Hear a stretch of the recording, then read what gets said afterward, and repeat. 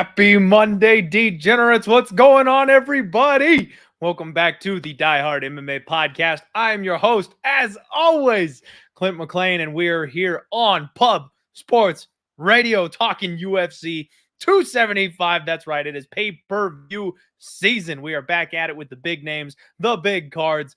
If we're being a little honest, this is kind of slim pickings for a pay-per-view card, but the matchups should be fun as hell. I can't wait to get into it with you guys. Of course, we got the usuals rolling here in the chat. Mushroom looking forward to a couple more weeks worth of violence. We've got George Ray, Bufo on the beat, FTO Combat, Kung Dao Chicken.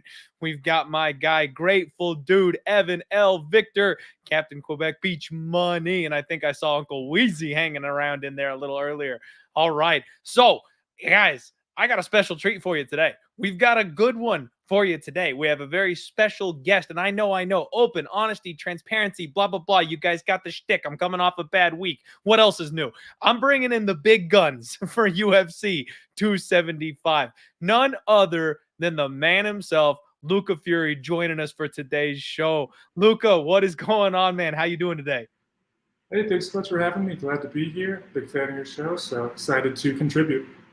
Thank you very much, Luca. I'm a big fan of everything that you do. And for those of you who are kind of like myself, little backstory, Luca, it's funny. When I first started my show, I had no idea who you were. There were these hushed tones of the legend Luca Fury being tweeted around when I first kind of came onto the scene. And I had to familiarize myself with who you were when I was doing the podcast. And our first interaction, for the people listening to the show, our very first interaction one-on-one was a disagreement over the Cyril Gane heel hook situation.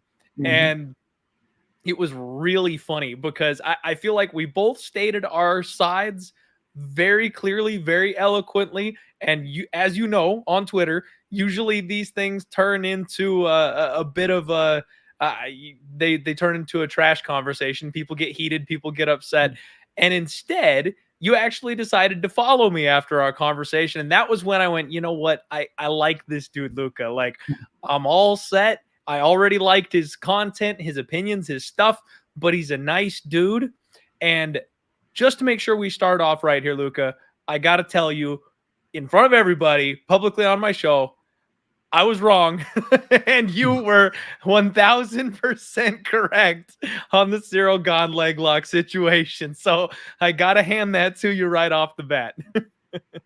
That's all good. But yeah, it was actually a fun interaction because, like you said, Twitter usually conversations don't necessarily end the best way. Usually they'll start out fine, but it's just the nature of the platform, the limited character count. You kind of have to be short and rude with people. And so the thing is, I always try to still be, pretty chill about stuff. Obviously, I get actual trolls after me sometimes and stuff like that. So I'm usually able to actually separate who's a cool person who's actually just trying to have discourse versus someone who's just looking to troll. Because there are certainly people who don't want to actually have discourse. They're just trying to argue with you. So for you, I can tell you're an educated fan. You actually know what you're talking about and stuff. And so someone who would like to talk to you more going through going down the line in the future. And so always happy to chop it up with other educated MMA fans.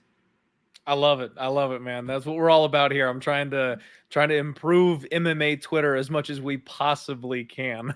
So, all right, everybody. Introductions are all out of the way. We got a big, awesome card to look forward to. And our guy Luca is a busy man. He is on a clock. So what we're going to do is we're going to start the show today on the main card. We're going to start at the bottom of the main card, and then we're going to go through that. And once we're done with the main event and the co-main event, then Luca is going to do his own thing. He's going to bow out, and we'll circle back, and we'll go over the preliminary cards. Sorry about that, at the end of the show. So let's go ahead and get right onto it here. We have got our first fight of the night that we're going to discuss anyway. Jack Della Maddalena taking on Ramazan Emeev. And right off the bat here, Luca, this is a fight that I am struggling with because what I generally like to do is fade fighters that have a big leap up in competition. When you get that sudden jump to the next level, not everybody's a Conor McGregor. Not everybody can take that first leap and pass the test with flying colors. So I was immediately attracted to Ramazan Emeev as an underdog. And then I ran through the tape, as I tend to do. And after looking through this thing top to bottom, I kind of find myself actually siding with the newcomer in Della Maddalena. The line currently sits, presented by Superbook Sports. Della is the minus 155 favorite. Ramazan Emeev is a plus 135 underdog. And man, I don't know if I can really get behind Della being 11-2, coming in favored over Ramazan Emeev after defeating a 4-0 Pete Rodriguez in his UFC debut. This is such an enormous jump, but I love his ability to scramble. I love the pace that he keeps. I love his boxing. And Ramazan Emeev, man, for these grinder type Russian grapplers that we're used to, he's kind of the bottom of the barrel from that group. He doesn't hold people down as much as some of the other ones do. He will enjoy a 3-inch reach advantage. But his fight with Danny Roberts really kind of rubbed me the wrong way, Luca. The fact that he wasn't able to hold down a guy like Danny Roberts. He got out scrambled in that fight several times. Danny, I don't think scrambles as well as Jack does. And on the feet, Jack just has way more pace. So I think this fight could be, if anything, close. And Jack might even blow him out of the water on the feet if he's not able to keep him down. The line did open up Emeev minus 150. So it's been all Jack money coming in to make this thing flip. I would love to hear your thoughts, man. What do you think of this first matchup here? I think you nailed two of the biggest factors in the matchup. It's one, the pace that Jack has, and then also the fact that his opponent here, Emeev, is not good at holding opponents down. And that can be a significant factor, especially as you move up in competition. Whereas the pace of Jack, that's something that we tend to see translate very well, even against upper-level competition. As long as you still have the technical ability to land, because, for example, sometimes you see guys who have very good pace and volume, but not great technique. And once they get to the upper levels of the UFC, they're getting hit with jabs every time they get to try to come in, or counters, stuff like that. And so they actually cannot get their pace going. So as long as you still have the technical ability, as long as you have some decent technique, which Jack does, you should be able to translate at the UFC level. On the flip side, if you can't hold down even lower level fighters, I don't see how you're going to move up the ranks. If you look at Khabib, for example, early on in his career, when he fought Abel Trujillo, he set the UFC record for, what was it, like 21 takedowns landed or something at the time? But a criticism I had of him after that performance, despite setting a great record like that, is, well, you don't set that record unless you can't hold an opponent down. And that was going to be an issue for Khabib against high level of opposition. He could not hold opponents down. Well, eventually he became very good as a top position grappler and was able to hold opponents down. And then obviously he went on to become a very elite level fighter. So that's something I always look for out of prospects, is not only can you get the takedown, but more importantly, are you holding your opposition down? And so far we've not seen that from Emeev, which is a huge concern. On top of that, you mentioned Jack is good at scrambling. Granted, he's faced lower level grapplers, so I'm not really sure how that will hold up, but at least he's shown some ability there, keep fights on the feet. And once on the feet, he has a significant pace advantage here. He doesn't have elite level technique. It's not, fool him for an Anderson Silva in his prime or an Israel Adesanya right now, but he does have good enough technique that you combine that with the volume, he should be effective at least against mid-level of opposition in the UFC. The two things that judges look for the most are damage and then volume. If you're not rocking or dropping your opponent, the next thing the judges are looking at is how many strikes you are landing. The thing here with this fight is Emeev is going to be trying to go for the takedown, no doubt about it. He's probably not going to be able to hold Jack down. So the dynamic we're probably going to see in the matchup is he goes for the takedown. He doesn't actually secure the top position. There's maybe a 30 to 45 second period up against the fence. They're trying to land punches. There's some sort of scrambling.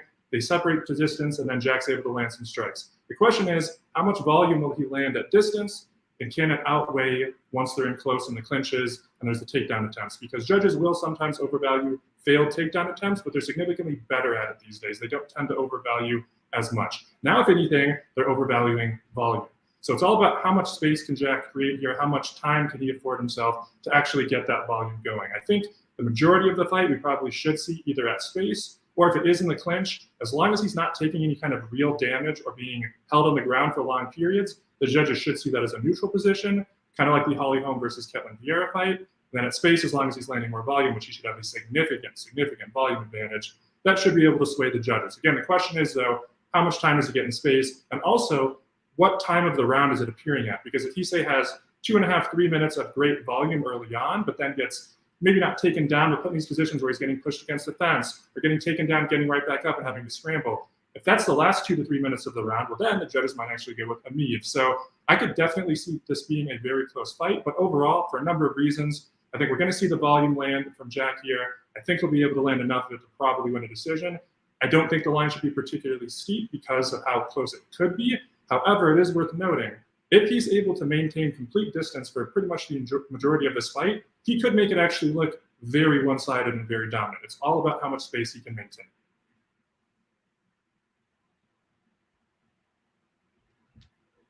Oop, did I lose you there for a sec, Luca? I think I got you. I'm still here. Can you hear me? There we go. All right. It glitched out on me for just a sec. Wanted to make sure we didn't have any technical issues. No, I love everything that you just brought up, Luca. Absolutely love everything you just brought up. And I'm kind of with you. I'm leaning Jack by decision. Jack, maybe that third round sprinkle that I like to do for those, you know, crazy long odds. The thing I really love from his striking is he kind of has that 30, 70% style striking where reminds me a bit of Sean Strickland. You know what I mean? He doesn't put everything into every punch, but dang, he connects. He makes every single punch count. This guy knows when to sit down, though. He will look for a kill shot after he's got you lined up well. I do think that something I've been talking about. I was going to say, he's on an 11-fight win. He's on an 11-fight win streak after losing his first couple of fights, and 9 of those are by TKO. But don't mistake that, for people who haven't watched tape on him, as him being like a power striker. He's not. When he gets TKOs, it's because it's more like you're mentioning. He's wearing guys down. He's landing that 30% power over and over again. The opportunity presents itself. He sees that his opponent's either gassing, or maybe they're just wearing down from the damage they're taking, and then he'll start kind of turning it on a bit. But he's more like a Max Holloway type of striker in that he's not going to go out there and one-hit or quitter you or really make opponents even fear the threat of his power. But over the course of 10, 15 minutes, boy, does it start to accumulate. Absolutely. Exactly. The Max Holloway comparison is perfect here in this spot, man. I wish I had done the tape on this sooner. That's all it comes down to, Luca. I wish I'd done the tape sooner. I would have loved to have played Jack as an underdog. The question for me right now is whether or not I want to jump in at minus 155. I'm trying to be better about my sports gambling. And obviously, you know, the professionals would say that the ship has sailed. The value's already gone. Laying minus 155 probably isn't the move at this point. I don't know that I want to necessarily jump in the prop market and take the decision prop rather than just laying the money line straight, because he does have that potential threat for a late finish. But that's definitely the read for me early on in the week here, as I'm thinking Jack and I'm thinking decision. Yeah, that's my read too. I think Jack decision is most likely. But as you mentioned, with the volume and the pace, I do always worry about third-round TKOs in those types of situations, especially when you're talking about lower-level fighters who don't tend to have the most elite-level cardio or durability or heart. Like, those are the types of fighters who more often than not do get finished by the late rally. You can't kind of last that extra few minutes. So definitely there's a possibility of a third-round TKO here. So because of that, when you're looking at the overs and stuff, they're kind of juiced. There's not really much value there. I do feel like at this point, it's probably a pass. I think around 150, saying Jack has about a 60% chance. Probably mostly accurate, maybe a little bit too low, but again, you're talking about a guy who doesn't have any real UFC level experience, has not faced good level of competition, and with those types of fighters, who knows, maybe he goes out there, doesn't have good heart himself, or doesn't have good chin, or ability to fight through adversity. We have seen some of it, but again, it's a difference between facing some adversity versus some guy on the regional scene where basically should be a decided favorite against him, and you happen to have a little offense of you. That's very different than rallying, say, versus an opponent who's at the UFC level, who's not going to make a lot of mistakes, who has good killer instincts, who's actually good at closing the show. And you'll see guys battle through adversity on the lower regional circuits, coming to the UFC and then just get finished over and over again. So there's always that kind of built-in red flag with me when guys who are unproven, because you just don't know certain aspects of the game until they actually face that firsthand. Great point. Absolutely a great point. And, we touched on it just a little bit. The control time, the Holly Holm fight, the judges' decision making lately, it's been a drum that I've been beating recently, Luke. I've been trying to tell people right now we're seeing a shift in the MMA judging section of betting. They are not valuing control time the way that they used to. So for me personally, I'm going to lean more on these volume-based strikers. I'm going to lean more. I took my stab with Jeff Molina and barely squeezed out a win. this past weekend because of exactly this. If you're looking at a fighter who primarily holds their opponent down and it's not somebody that can just stone cold wet blanket you for 15 minutes, they probably are not going to get the nod. So that gives me a little bit more faith in maybe taking a stab on Della here in this spot. Even if the price is a little bit off, if it goes to the judges' scorecards, I think they'll look more favorable on him. Do you have any just, I guess, initial thoughts about that, or about the way the judges have been kind of looking at that control time versus volume situation? Yeah, so it's actually in the Molina fight last week, I did a breakdown of that, and I specifically mentioned that if the fight is clear, it's most likely going to be him winning based on the volume. But in your back pocket, what you have, if it does happen to be a close fight, split decision type of matchup, because of the volume of Molina, I specifically mentioned, that's the thing judges are going to look at. As long as he doesn't get hurt or dropped here, if it's a close fight, maybe even a controversial one, his volume is most likely what's going to get his hand raised on the judges' scorecards. Sure enough, saw exactly that happen. It was a close fight, controversial decision, the judges favored the volume. We're seeing that consistently. So there's actually a few fights last week that I had that angle with, and I did good, thankfully, overall on the card, 6-1. But the key is not just handicapping the fighters, you have to handicap the actual judges as well. Knowing what they overvalue, knowing what they undervalue. Because one thing that happened to me early on in my career back in judging was significantly worse than it even is now, is there would be these times where I'd be complaining about bad judging decisions or other issues going, they don't know what they're watching, blah, blah, blah. But the reality is, we kind of know the situations where they're going to screw up. Like we mentioned, a close fight like this where we could see a lot of fence pushing, we may well score the fight against Jack here, but the judges, most likely, even if he doesn't deserve it, as long as it's very close, they're probably going to be swayed by his volume. Because you have to put yourself in the judge's perspective.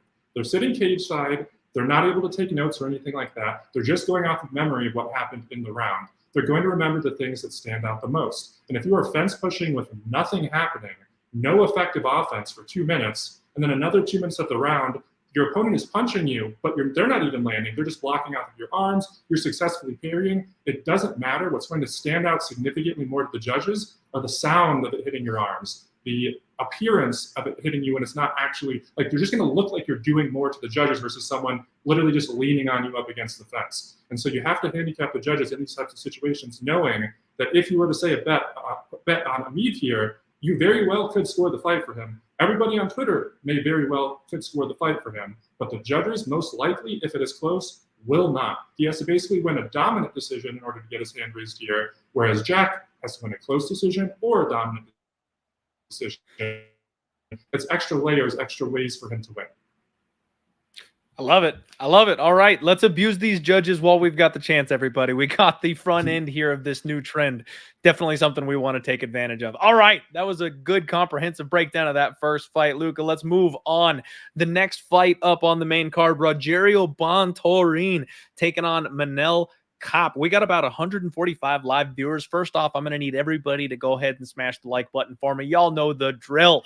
So, Luca, every once in a while, now I know you probably have got to understand this better than most, there's that guy that you just can't get right. Like, there's that fighter that you zig when you should zag. You just cannot seem to be on the same page. That's Manel Kape for me.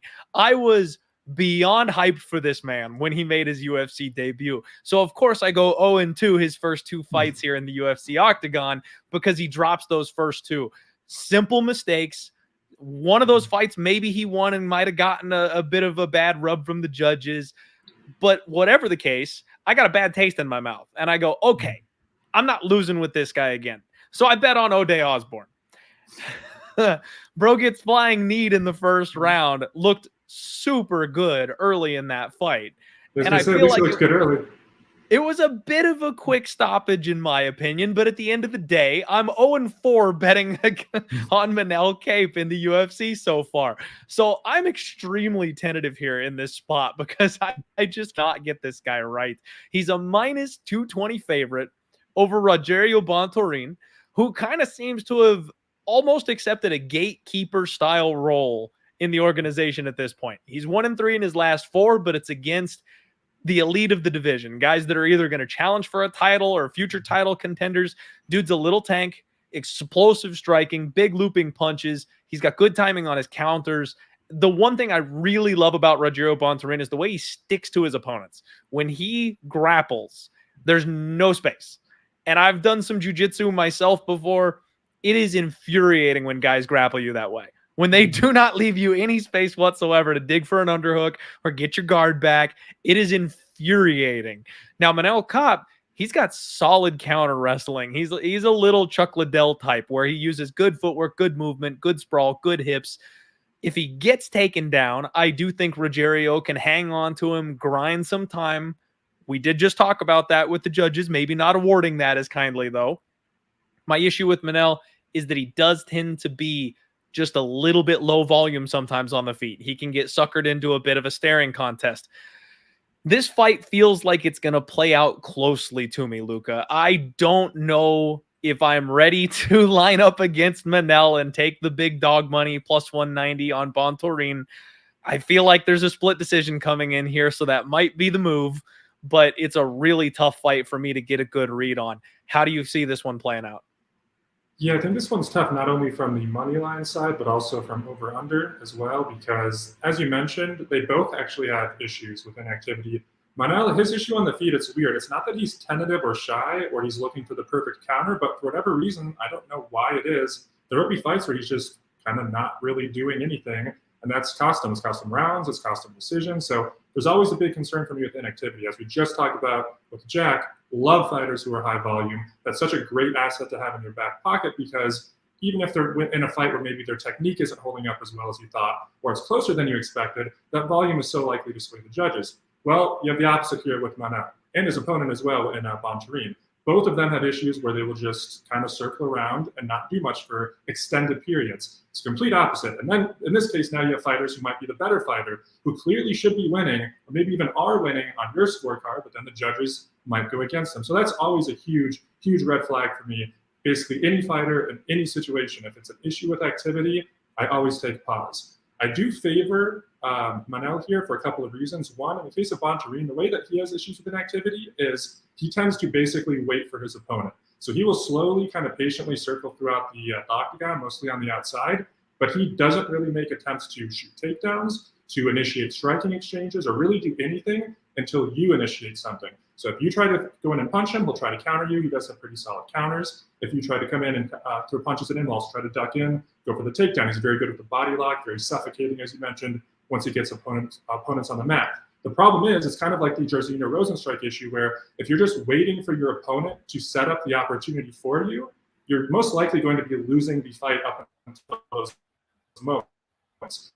And once you capitalize on that moment by either, in this case, getting the takedown and clearly winning the round or getting the finish, what are you really accomplishing there? That was an issue for Rosenstrike in several of his fights. He would wait and wait and wait and wait and not really do a damn thing and be losing. Then he'll land one or two good punches when the opportunity presents itself, but that's not enough to win the round when you've been out-volumed for 4 minutes and 30 seconds. I see an issue for that with Bontorin here. If he's just sitting and waiting, he might land some good counters. He might land the best punches of a round, but if he's just not doing enough, he's not going to win that round. In terms of the takedown as well, a concern for me is, again, he relies so much on his opponent closing the distance. Well, he doesn't have very fast feet. He doesn't have very good distance ability to close the distance himself. That's part of why that occurs. Well, on the opposite end, Manel actually has great feet. He's very fast, great at darting in and out of range. He's really good at darting in with one or two punches and then getting completely out of range for punches, kicks, or the takedown. So what I think the pattern most likely we're going to see develop throughout the fight is just that. Not a whole lot of activity, a lot of circling on the outside, as Manel is worried about the counters and the takedowns, but he's going to dart in occasionally, land a good solid 1, 2, maybe 3 strikes, and get out of range. Will it be super active, super high volume? Probably not, but that's going to be clear and demonstrative for the judges. The issue is, though, because unlike, say, the Jack situation where he's going to probably producing a lot of high volume, Manel probably not going to be producing that much volume. And if he has, say, 3 or even 4 minutes on the feet, I'm not 100% certain that that's going to be enough time to outweigh if he does get taken down. Because unlike the previous situation we mentioned, Bontorin is actually better at holding opponents down. As you mentioned again, very suffocating. He gets that body lock, he gets you down, whether it's in guard or side control. He's not the best guard passer, he's not the most effective with offense, but he's good at holding opponents down. If he does that for 2-3 minutes, he's going to win the round against Manel, unless Manel actually lands big-time offense. But again, there's a worry for me that he might not do that because of his limited volume output. So overall, I think we're going to see the majority of the fight spent on the feet, and I do favor Manel in that situation, but minus 220, I mean, you're getting pretty steep at that price. I don't necessarily think there's value on the dog here either, though. I have too many concerns about him. Again, just betting on guys with an issue with inactivity, it's not something I really look for. I think if you do want to bet the underdog here, probably the best way to do it would be look at live betting. If we see one of those situations where it's a close fight, where it's a close round that maybe Manel edges, you'll oftentimes see live betting jack that price up to 400, 500, minus 600 even, in which case it should probably actually be lowered, if anything, because maybe the judges went the other way. So this is a fight that, if anything, I'll probably be looking at it from a live betting perspective. There's also the chance that maybe like 1-2 minutes in, Manel is looking super sharp, and you actually see that he's able to land hard punches, and you actually think he's going to get a finish here, in which case maybe you then actually live bet him at a good price. So this is just one that I think, on paper, in terms of technique and skill, Manel should be the better fighter. But for a variety of reasons, I think it could be close, just based on the style matchup. And then one thing I haven't even really gotten into is, what you kind of alluded to, he does make some silly mistakes in his fight at times. He actually reminds me of Maximo Blanco, another guy who came over from Japan, who clearly had a lot of physical talents, knockout ability, good anti-wrestling, but was just a bonehead. I mean, this dude would make some of the worst fight IQ issues over and over on a consistent basis, would never learn his lesson. Manel, a bit of a similar situation. And so, much like Maximo, where I much prefer betting against a guy like that than on him, it's the same case with a guy like Manel. I don't like betting on guys with bad fight IQ. I like betting against them because, again, it's another thing to have in your back pocket. Maybe you bet against him. It's not going how you expect. You're losing the fight. He makes some dumb mistake, and now you get a lucky win. Whereas the reverse happens where you bet him, he's doing well, should be winning, and now you get a BS loss on your record. Just ruined your night. Right. So this matchup is basically just red flags all over on both sides. Not really jumping to bet it, but if I do, I'll be looking from a live betting perspective. In terms of pre-fight, though, I do like Manel based on his superior footwork in terms of speed, superior ability to dart in and out. He does have to be wary of the counters and the takedowns, but I think overall over 15 minutes, he can get a decision. Also, he has power. He has knockout ability. If he lands clean and hard, there's also the outside shot that he could get the finish here, too. Okay. All right. I like that. And you know what? Not much else to add. Real quick in the chat, Edward Kelly asking, Kape is fighting this weekend after the failed drug test. Yes, he did pop by USADA, and the only reason that he can compete is because they are out of the jurisdiction of the Nevada State Athletic Commission. Apparently, it was an atypical finding is what they're calling it. It was a DHCMT steroid, trace amounts of it, so a la John Jones, where they're saying, you know, maybe not active, that kind of a thing, but he's not licensed for 6 months. This fight happens to be out of the country, so a little bit of a loophole for him to go ahead and be competing. What are your thoughts on that, Luca? Do we just back the guy who we know is juicing at this point? The thing with USADA, it's such a joke at this point. They've so many times now picked and chosen exactly who they want to punish, or certain situations where they've kind of let guys off easy. It's like, if you're going to do something like this, something as serious as drug testing your athletes and holding them accountable, you have to have universal measures across the board. There can be no double standards. There cannot be this kind of thing happening. And the thing is, if his suspension was through the Athletic Commission, he would not be fighting outside the U.S. because in the past, fighters have had even controversial suspensions for things like, say, weed, for example, which the UFC doesn't really care about. And the athletic commissions have banned them. People have been like, well, why don't you just have them fight on one of your European cards? Because the commissions will actually hold that against the UFC. If the commission bans a fighter, they want anyone they're working with to uphold that even outside of their jurisdiction. Now, this was through USADA, who Nevada doesn't really care about or whatever. But now I believe isn't he also having that, as mentioned, he actually suspended for 6 months in Nevada specifically as well, right? So I believe it's not a suspension. They're just not granting him a license. It's a weird situation. I've actually never seen them do this particular move before. They're not suspending him. They want him to test clean for 6 months before they give him his next license. So it's a weird, like, middle ground area where they're not quite sure how to approach it. I'm assuming that's because he popped via USADA rather than them, whereas if it was through them, I'm imagining that they would actually suspend him. Because I remember specifically many cases in the past where the commission themselves would apply the suspension and catch the person, then the UFC would not be able to book them. So I guess that must be why, then that's why they're kind of using that loophole. Maybe so. It's weird. It's a weird situation. But, you know, Manel Kape, something we didn't talk about is that he's basically going to have a hometown advantage in this spot. You know, we're so used to the UFC being in the Apex recently. We're not used to the traveling. We have seen some awful hometown judges' decisions, especially when they go to places like Texas or when they came here to Arizona. Texas is awful. UFC Austin in a couple weeks. Buckle up, people. But going to Singapore, Manel Kape is basically the hometown fighter. He is huge over in the Asian market. And that's something that I feel like we're talking about these close, tight decisions. Maybe the judges aren't awarding that ground control. We might have to look out for the hometown fighter this weekend because there are several Asian fighters on this card, and we are going to be in an Asian nation. When that crowd goes nuts for one fighter but not for the other, that absolutely can sway the judges. So just something for the gamblers to keep in mind this week. And when it sways judges too, it's usually in these types of situations where, like I mentioned, maybe we have 2.5 minutes of control from his opponent and 2.5 minutes from striking with Manel. So maybe if this was in a neutral area, he's striking, he's just hitting the arms, he's not really doing much. The crowd's not going to be doing much either. But every time he hits the arms, every time he glances a jab, if the crowd is going crazy, it is just unavoidable for that to sway the judges to some extent. Even if they are consciously trying to be like, okay, the crowd's overreacting to that, it's still going to be more memorable in terms of their moments, both consciously and subconsciously for them. If you have a fighter who's just, the crowd is not reacting, he's not landing any memorable, demonstrable offense, and he's just basically fence pushing or laying on top of his opponent, that's not going to stand out in the judge's mind. And remember, they're not going through and slow-moing every punch that lands or every situation. They're just going after 5 minutes and trying to remember what happened. When that 5 minutes is done and they have their card in front of them, they go, okay, who got the better of it? The things they're going to be remembering are the big punches on the feet or a big takedown that got the crowd's reaction. They're not going to be remembering, okay, well, he fence pushed him for 90 seconds. That means a lot. They just don't. Agreed. And you know what, Luca, I'm having a bit of a weird feeling here on this one. I'm kind of leaning towards the over 2.5 here. We're getting plus money, plus 115 on the over 2.5. I almost feel like Rogério Bontorin is a guy that's tough and durable enough, combined with the low output of Manel Kape, the potential grappling exchanges, that maybe this thing goes a little bit late. And, you know, you can flip that favorite line completely on its head if you want to take a stab at Manel Kape by decision. That's actually sitting at about plus 280 right now. What do you think of that? I might take a stab at him winning a decision rather than straight up on the money line.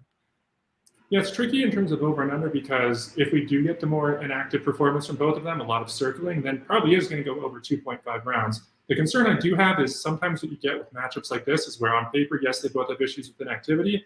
At times, they still are probably going to exchange. And if they're exchanging enough, those exchanges can be violent. So it's like there's one type of fight where they're inactive, but even when they exchange, it's not likely to lead to a finish. Whereas this one, every time they're exchanging, it's going to be Manel loading up, looking for explosive power shots, a lot of straights, a lot of leaping and darting in. And it's going to be, meanwhile, his opponent loading up on power hooks, which is pretty much consistently what he does. Again, a lot of circling from the outside, waiting for his opponent to engage. And as soon as they do, he just plants his feet and unloads with those hooks. So that kind of gives me a bit of pause in terms of the over-under, is that it could be looking great at any moment.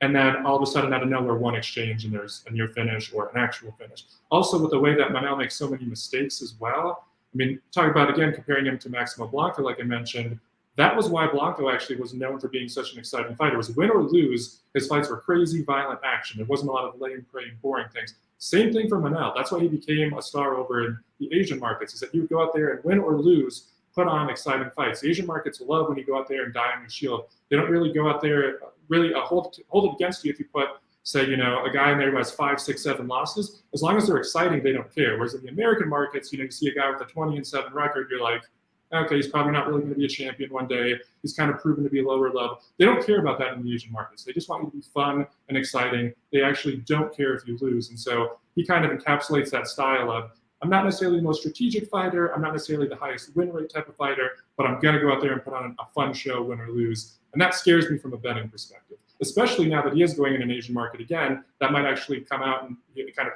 tries to play into the crowd a bit more and kind of recapture some of that magic. Okay, fair enough. Maybe I'll pump the brakes just a little bit. You're right. These guys are going to car crash every time they engage.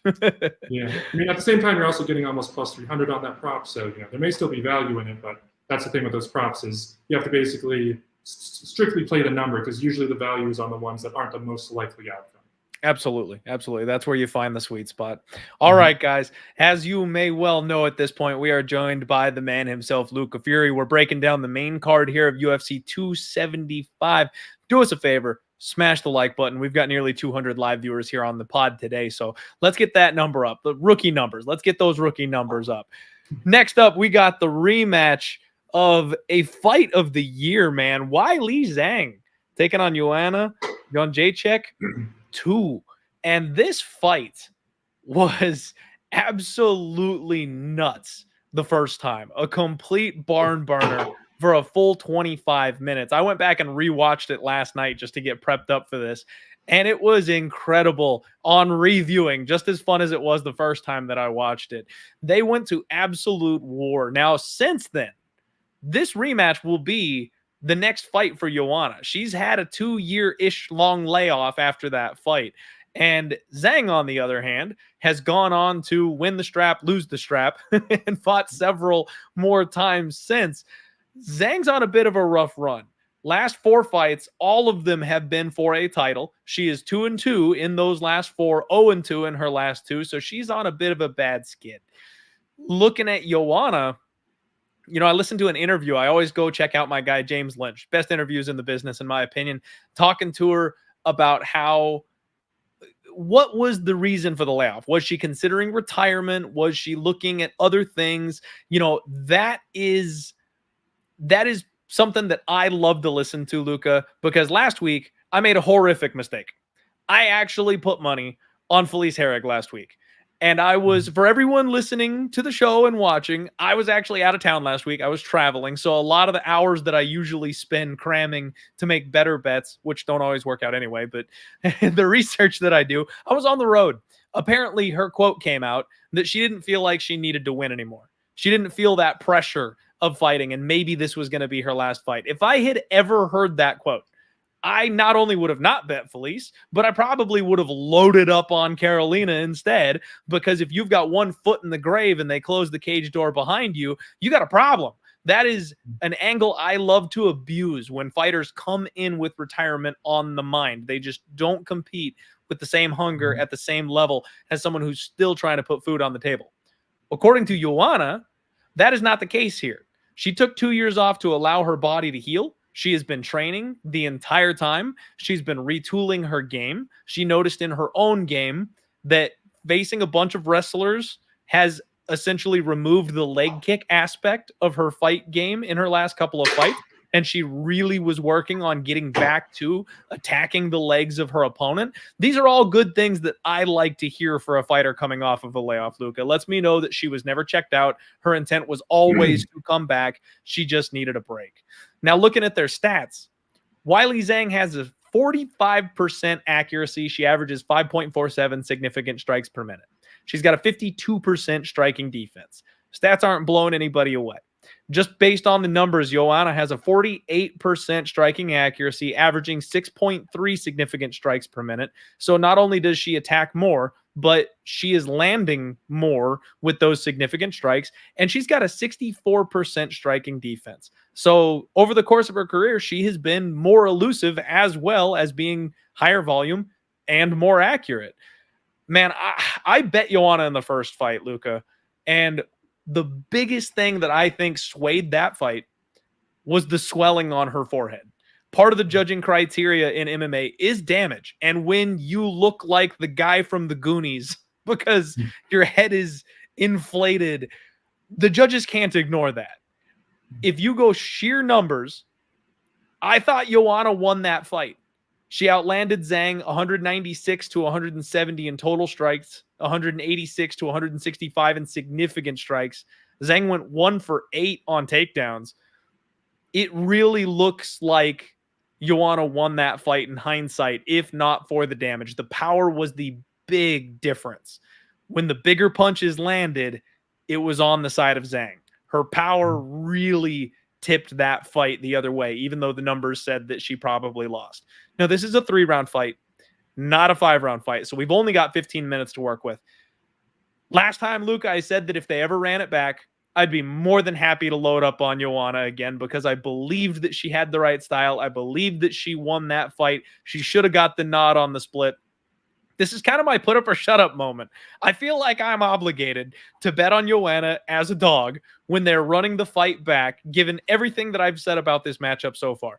Zhang is a minus 165 favorite. Joanna is a plus 145 dog. Something's stopping my hand. I haven't loaded up yet. I haven't made the bet yet. I absolutely think that Joanna is live, and if she comes in with a more technical approach and less of a brawly type of game plan like she's talking about, I do think that she can win a fight. But at the same time, the other part of me is sitting here going, is Weili Zhang really just going to go 0-3 at this point? You know, losing her her MMA debut, going undefeated until she ran into a title fight.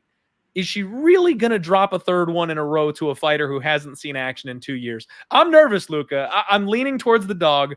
I think there's maybe some value on Joanna, but I got to hear your thoughts. This is such a fun fight. What do you think happens here? Yeah, so these types of matchups are tough. Rematches in general, I think, are one of the, how to say it, one of the areas that people are generally not as good at handicapping as other fights. I see a lot of people get really kind of misconstrued opinions on them. A good example would be recently AJ McKee against Patricia Pitbull in Bellator. They fought the first time. It was like a 2-minute submission for AJ McKee. Now for the rematch, McKee was like 500, minus 400, minus 500. I said all the breakdowns. Yeah, exactly. I said in all my breakdowns, I'm like, nothing about that first fight showed that you should be minus 400, minus 500 here. The first couple of minutes, nothing really happened. You just happened to catch a submission in a scramble. There's not really anything you can take away from that for the rematch to be like, it's going to play out the exact same way. It's going to be, again, a submission in the first 2 minutes. It's most likely not going to be. And if that doesn't happen, we're actually going to see the fighters really actually play out and see their skills and styles mesh together. Well, this fight is different than that. And by the way, of course, Pitbull went on to win in a big upset in the rematch by decision. Fight was completely different. Well, in this fight, we saw them actually go 25 minutes. We actually got to see their skills and their styles mesh together and get a more authentic viewing of really what happens when they fight. And so now, even though this is obviously a couple of years later and everything like that, and it's only 15 minutes, I don't see many reasons to think we're going to get a much different fight than that first meeting. It's not like there were issues for either fighter going in where maybe it was, a bad injury or some personal problems. I feel like we pretty much got the two fighters there. Now, obviously, adjustments can be made, and I'm sure adjustments will be made. However, I still think we're probably going to see a relatively competitive, close nip-tuck decision. Like, I can't see anything about their styles that would be a quick, easy fix where, for example, you mentioned the leg kicks for Joanna. Yes, that will definitely help her, no doubt about it, but I don't think that's going to suddenly turn into be a dominant decision for her or anything like that. Like, I just don't see any adjustment that they can make to go from a close, nip-tuck type of decision to a clear or a dominant one. I think no matter what, we're going to see a competitive decision unless obviously someone gets caught with something big. So because of that, automatically, I'm not looking to bet the favorite here in this matchup. I mean, Weili at minus 200-ish, I mean, a little bit lower, minus 160, minus 170, still in a fight that's probably going to go to a close decision. Not something that interests me. On the flip side, Joanna, you are getting her, at plus 150-ish or above. If we do see a close split decision type of matchup, there's probably value on the line like that. Personally, I've not bet anything on this fight yet, but definitely where I'm looking is the dog or a pass. There's no way I could bet the favorite here. The over is tempting as well. The issue with that, though, is we have seen chin issues from both of them in the past. Yes, they went 25 minutes the first time, which also is probably going to be factored into the line here for the over. So the over is probably even, whether there's value or not in it now, it's probably priced a little bit higher than it otherwise would be just because they went 25 minutes. But since then, we've seen Rose. There you go. Yeah, we've seen Rose go out there and one strike KO Weili. We've seen on the flip side, Rose also go out there and finish Joanna. Now, of course, then they both had rematches that went to decision with her. So, like I mentioned, you can't always just judge one performance and basically take away everything there is to be on a fight today. You can't just say suddenly that Weili has a bad chin or that Joanna has a bad chin based on one performance. But the point is, we have seen there are some durability issues there. We have seen them get knocked out by strikes that honestly didn't look that hard. For example, the kick that Rose landed on Zhang, it was not even like a clean, hard kick. It wasn't with the shin. It was actually with the foot, and it still put her out. Obviously, again, though, she went 25 minutes in the rematch, so I don't really know what to think of her chin. So the over here, if anything, well, obviously I do favor that. It's probably overpriced at minus 250-ish. I don't really see any value there. I don't necessarily lean the under here either. That's not the angle I'm getting at. I'm just saying that generally speaking, in 15 minutes, women's fights are pretty easy overs, even when you are laying like minus 250, minus 300. This is a situation where, while I do expect it to go to decision, there's some concerns here that I wouldn't bet it to actually do that at such a steep price. In terms of who I favor to win, I also actually favor Zhang here. The problem is, though, where the line is and what's probably going to be a very close decision, I see no value on her. So it's one of those fights where you may be leaning towards one side in terms of your predictions, But the betting angle is the opposite. So if I had to, gun to my head, bet this fight, it would be dog or pass in terms of the money line, but also in terms of the over/under. In terms of what I'll actually end up betting by the time it's all said and done, honestly, it probably ends up just going to be a pass altogether. But in terms of my official prediction, I'm leaning slightly towards Zhang. The thing is, on the feet, Joanna is definitely more technical. No question about that. The problem is when you see technical fighters like that, if they are able to be pressured and bullied, they have problems. Now, in order to prevent being pressured and bullied, you need to have one of two things: either be very durable yourself or have power that threatens your opponent so they can't just try to charge in on you and crowd you and close the distance. The problem is Joanna is not a big one-hitter quitter, and she's not the most durable fighter like we mentioned, so she is prone to being pressured. And if Jay has that type of a game plan and consistently pressures her on the feet, the leg kicks aren't going to be a factor if she's in punching distance. She's going to get countered and possibly knocked out. If it's in the clinch, obviously the leg kicks will not be a factor either. So I think as long as Jane goes and tries to crowd Joanna here, that's her best option. Really force the pressure because, again, she doesn't have to worry too much about the counters. Joanna does have really good pivots on the feet, so Jane's going to have to figure out a way to cut those off. She did a somewhat good job doing that in the first meeting, but definitely could use some improvement. In terms of the grappling, as you mentioned, Jane not very successful with the takedown. Joanna has great takedown defense, so I don't expect that to be much of a difference. However, it is worth noting if we do see any grappling, if we do see any fence pushing, top position, most likely going to be Zhang, which again helps her on the judges' scorecard. So her pressure can help her on the scorecards, fence pushing can help her, takedowns can help her even if she's not actually doing much with them. So I see a bunch of very small edges for it, which is why I'm favoring her in a decision. It's also why she got the decision the first time. But in terms of betting value, there's no value on her at all, in my opinion. Okay. All right. Luca, I love that you said that because I drive people nuts on this show when I say I think X fighter is going to win, but I'm betting the plus 200 underdog. They absolutely riot every time. And it's for exactly the reason that you said. Just because that person should win, you think that they will win. If the betting line is off and there's value, that's where the bet goes. So I like what you're saying. I do think there's value on Joanna. But I guess after kind of chopping this thing up and all the way through with you, Luca, what you're saying is we need to wait until the split decision props come out and just bet this thing to go to a split again. Yeah, I mean, if you actually could bet either fighter by decision or split decision, there's usually pretty crazy lines on those. I love them. Oh, dude, it's crazy sometimes how jacked up they are. I mean, this is a fight where, like I said, it's dog or pass. I'm not saying there's no value on Joanna here. This is only Monday when we're recording this. I'm still going to be looking and analyzing the fight further. I very well could end up with a bet on Joanna, but if I bet the fight, that would be where it is. There's no chance that after further research I'd ever be betting that Jamie. I mean, if the line flips, of course, and she's plus 150 instead, well then yes, that'd be different. But this is a situation, right, where it's just one of those fights where it's bound to be a very close decision. I never want to be laying almost 2-1 on any fighter. It's kind of like Volkanovski and Holloway coming up. It doesn't matter where you set the line is. Currently, it's 2-1 for Volkanovski. Doesn't matter who you set as a favorite, I should say. In that situation, it's a dog or pass spot. You can flip the line and have Holloway be the favorite. I'm still going to say the exact same thing. There's just fights where you have to look at the dynamic of it, realize it's going to be a close nip-tuck type of affair, and realize that if they fight 100 times that situation, you're probably going to get value long-term on the dog and make some profits. So that's definitely the angle I'd be looking at for this fight. Gotcha. All right. I love it. I love it. So he's leaning with Zhang. I'm leaning with JJ. We're both thinking that if anything, JJ is probably the bet. Shout out real quick to my guy, Skywalker DFS. Thank you for the donation, my friend. Letting me know that Roxy answered my question. Skywalker's always got fighters coming on his show and doing interviews and stuff like that with them. Make sure you check that out. I will definitely be going to check that out because I have a unhealthy attachment to Roxanne Modafferi. So I'm very much interested in what she had to say. I did pose a question for him to ask, so I'm pretty stoked she got back to me there.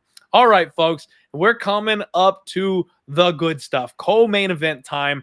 Valentina Shevchenko taking on Taila Santos. Oh, baby. So, Luca, we've got an interesting phenomenon happening in this fight where the MMA community has decided that this is the time.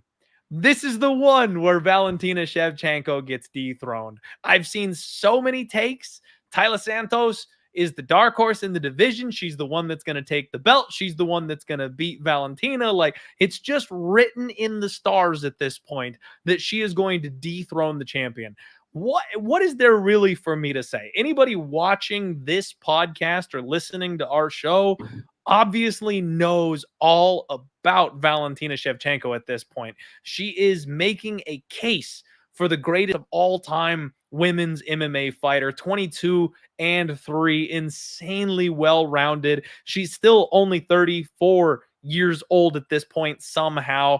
She has extremely high level striking. She's very elusive on the feet, 77% takedown defense. The one time we ever saw her lose a competitive round was when Jennifer Maia took her down the one single round, and then she never did it again after that. It was all Shevchenko domination after that one point. So everyone is pointing towards that fight, that round, and saying that Taila Santos is absolutely going to be the one who does that again, takes over this fight, and just mauls the champion.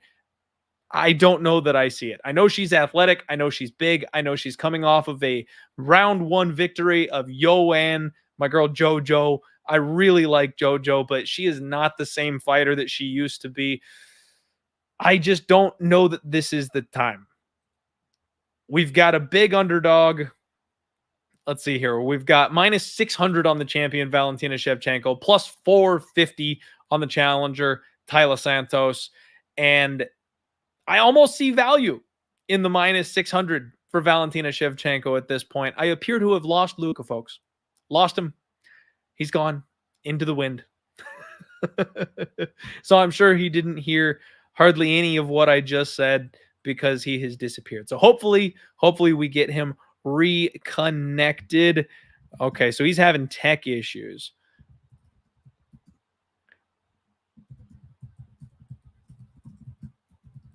All right, I'm messaging him right now on Twitter. Sorry about that, folks. Apparently, during the course of the show, his computer came unplugged and he ran out of power. And we're back. We're back. That was a quick charge up there, Luke. Are we good? Yeah, I had to plug in my laptop. Sorry about that. Gotta love it. I'm glad it got up and running. I had that happen to me one time on my own damn podcast. And Lucrative MMA actually had to take like a fight and a half without me and kept the stream going without me hosting my own show because my laptop died in the middle of the main card. So I feel your pain with the technology issues. As I was saying, that's crazy. They die so fast when you're streaming. Big fight. Big plus line on the underdog, man. As simple as it gets. Does Taila Santos have a shot to dethrone Valentina Shevchenko? Or because of the hype on her, are we actually getting value at minus 600? I mean, betting these prices in MMA are always so tricky because usually the favorite should win these matches. It kind of goes to what we were just talking about, where sometimes you pick someone and then, bet the other side. I do that sometimes too on my podcast and breakdowns. And people are also like, I don't get it. If you're picking one person, but saying there's value on the other, aren't you? You can win either way then. I'm like, well, but I also lose either way then in terms of my picker prediction as well. So it doesn't really benefit, the analysts to do that. But there are situations where, at least for me, the way that my logic is for picking fights versus betting them is whoever I'm picking is who I think has at least a 51% chance to win.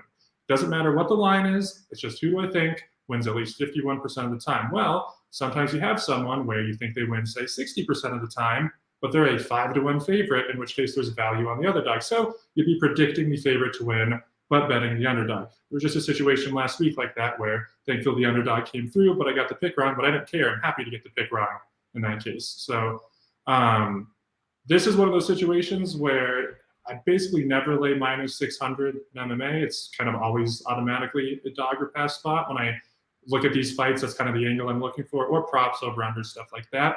But I'm pretty much never looking for the favorite, just because in MMA at minus 600, there's so many ways to lose and everything. Don't get me wrong. You can still find value in it. It's just, it's so rare to find value still. And also you're risking so much for such a small return.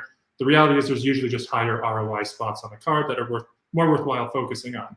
So in this fight, I do like, obviously, Shevchenko to win. She, on paper, is clearly the better fighter. It is essentially a striker versus grappler matchup. Shevchenko, one of the better technical strikers, not only in female MMA, but the UFC in general. I do think her technique gets a bit overrated because she hasn't really faced that many other good technical strikers herself. She's faced a couple, don't get me wrong, but we've seen time and time again in the male divisions where we have so many high-level, truly elite strikers that you'll see a guy who seems like they have really talented striking, but then once they find the proven commodities in the striking department, suddenly their striking doesn't look nearly as good. There's certainly something to the level of competition you're facing, and a lot of the fighters she's facing are just simply not good strikers at all. Don't get me wrong, we can still clearly say Shevchenko has advanced technique. That's obvious to anyone who knows anything about striking, but my point is, there may be holes in her striking game that we've just not been able to see because she hasn't really faced that many good fighters. For example, let's go way back to Lyoto Machida, a guy who was undefeated at one time, and nobody could figure out at all on the feet. And everybody thought, oh, he's going to go the rest of his career and be the first guy to really retire with an undefeated championship record in the UFC. Well, once people figured him out, he was completely figured out and then just kept getting figured out over and over again and basically could never be an elite level fighter again. That's what happens when you're an elite level fighter going against other elite level opposition. They're going to figure out parts of your game, they're going to expose it, and then you either have to adapt in the fight or after it. But when you're not facing those types of fighters who are consistently testing you, it can be hard to A, see your own weaknesses and improve them, or B, from a handicapping perspective, it's hard for us to see the weaknesses. So it is always kind of an asterisk I lay on someone like Shevchenko, who, as good as her technique looks, and you would think that based on that, she should have an automatic striking advantage over everybody she faces, basically. It's still worth noting that every time she faces a different style or a different approach to striking, there's always a chance that it could be the blueprint that actually gives her difficulty. Now, with Santos, she doesn't have anything in the way of advanced technique like Shevchenko hasn't seen before. There's nothing really here that's going to give her problems in terms of point fighting. What she does have is some more power than we've seen from a lot of Shevchenko opponents. We did see some improvement in her striking last time out. Still nowhere near the level of Shevchenko, but she did show some power there as well against Joanna Wood, and she was able to get some knockdowns. So because of that, that does give her somewhat of a chance up against Shevchenko on the feet. Whereas a lot of opponents, it basically just came down to the technique. Shevchenko was going to simply out-technique them, and that was going to be that. She's still going to out-technique Santos here. However, maybe she actually gets caught with a big shot. Maybe she gets hurt. And even if she doesn't get knocked out, that can affect her ability to be successful with her offense. Maybe she was very successful in the pocket, gets clipped. Now she avoids the pocket and is now barely able to point fight from the outside, and it becomes a much closer fight. These are all the types of things you have to consider when you're laying minus 600. If she's a pick'em, you can kind of give her the benefit of the doubt with these things. But when you're laying a minus 600, you really have to cover all angles and mind your P's and Q's. It's funny, actually, when I would bet, say, like a minus 400 or minus 350 favorite, someone big, I would get criticism from some people being like, oh yeah, it really takes a lot of skill to bet a minus 400 favorite. Sure, it doesn't take a lot of skill to pick one and throw money at it, but you profit on those long-term over a decade like I did to actually find value in 400 who should actually be 600, 700, 800. That does take a lot of skill. That does take a lot of analytical ability. And in order to do that, again, you have to be looking at all these little angles because the minus 600 is such a steep percentage in terms of their win rate that you have to factor in all these slight percentage ways that they could lose, the outside shots at injuries, the outside shots at fluke KOs. Those all become significantly, much more significant factors now considering the line. And so when I look at this matchup in terms of the skill set and all that, if we're taking betting out of it and we're just going on a sheer picking perspective, I mean, Shevchenko should tear her up on the feet. She has very good wrestling, especially for the female division. She should be able to keep the fight standing and be able to use that advantage. And then if the fight does hit the mat, that is the area where Santos can get the job done. She does have aggressive grappling. She's best in top position. She has some striking, like I mentioned, but her best abilities are on the ground. If she gets the fights there, she's good at guard passing. She's good for going for the submissions. She's not just going to simply try to hold you down and do nothing. So she does present a finishing threat there as well. So if she's able to get Shevchenko down, maybe she can do something. But over the course of 25 minutes, I think the more likely outcome is Shevchenko is able to keep it on the feet. And the clinch, Shevchenko is actually pretty good, pretty strong, has some nice strikes there. Santos, she doesn't have like a great outside power double leg or anything like that. She's going to have to be forced to probably get into those clinches to get the takedowns. Once in the clinch, she's probably going to get roughed up a bit. So it's a matchup where I see paths for the dog. She can catch her on the feet and either get the finish or drop her and get the finish that way, or maybe just, hurt her. And then that changes the striking dynamic and maybe she can actually, basically just move forward and pressure and maybe win around that way. So there's certainly ways for the underdog to have some success here, but in terms of actually wanting to take a shot on them and justifying, playing her, I just don't really see any real reason to really grasp on anything and going, here's the clear path. Here's the way it happens. It's more for me going, here's the reasons not to lay the minus 600, but I can't really find reasons to justify taking a shot on the dog either. Okay. All right. Fair enough. Man, I went back and one of the things I noted So first off, Taila Santos has been a super weird fighter for me because I thought she was a complete fraud. You go back and you look at her regional scene record. She's fought absolutely nobody pre-UFC. Then she makes it to the big show and she loses. She loses to Mara Borello. Like, just not a good look, man. Like, she absolutely got dumped in that fight on repeat. Now, I know that was a couple of years ago, but I got to wonder if maybe she still has some weakness to the trips. You mentioned Valentina Shevchenko in the clinch, her strength, her knees, things like that. I got to wonder if she can't replicate that. If they tie up, if she can dump Taila Santos, I think she can drain on her, honestly. If Taila Santos is incredible from top. We haven't seen her on bottom all but once, and she did not look good from bottom in her UFC debut. Now she's fighting a vicious submission artist in the champion. And if she ends up on bottom or wrestling from a defensive position rather than wrestling from an offensive position, I got to wonder if Taila Santos can keep that up for 25 straight minutes. If she's not the one in control in a dominant position, I don't know if she has a 25-minute gas tank. I would be tempted to maybe bring the price down here in this spot and look at playing Valentina Shevchenko inside the distance, the way she's been looking for finishes and things like that. We're getting plus 110. And that might be a way to bring that minus 600 down a scooch. What do you think on that one, Luca? Do you think maybe the champ can finish here? Sorry, my... Oh, you muted yourself there. You're on mute, Luca. Looks like in StreamYard, there's a little mute button. You appear to have muted yourself. Let me see if I can... Oh, your mic came unconnected. Yeah, my headphones. There you go. My headphones are spazzing out right now since I restarted the computer. You're back. I can hear you. Yeah. So one thing you mentioned there, the potential for 25 minutes, where I'm actually going to see Santos be able to go that and be effective. That's another thing. We've seen Shevchenko do the 25-minute dance multiple times and be fine.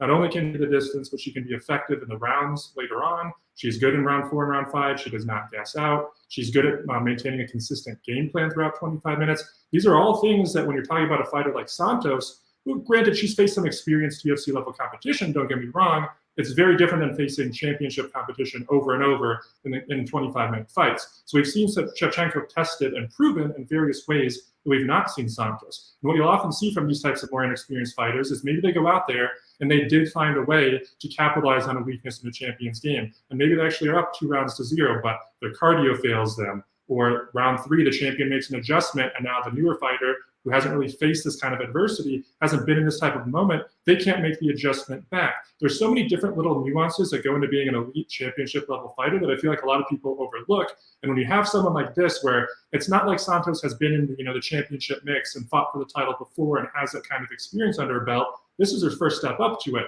We don't know how she's going to react. We have seen fighters simply just have mental meltdowns when they get title fights where they just can't handle the moment. We've seen fighters go out there and gas super early because of nerves. There are so many things that could potentially, but not guaranteed, go against her. So this is like some of the fights we talked about earlier from a handicapping perspective.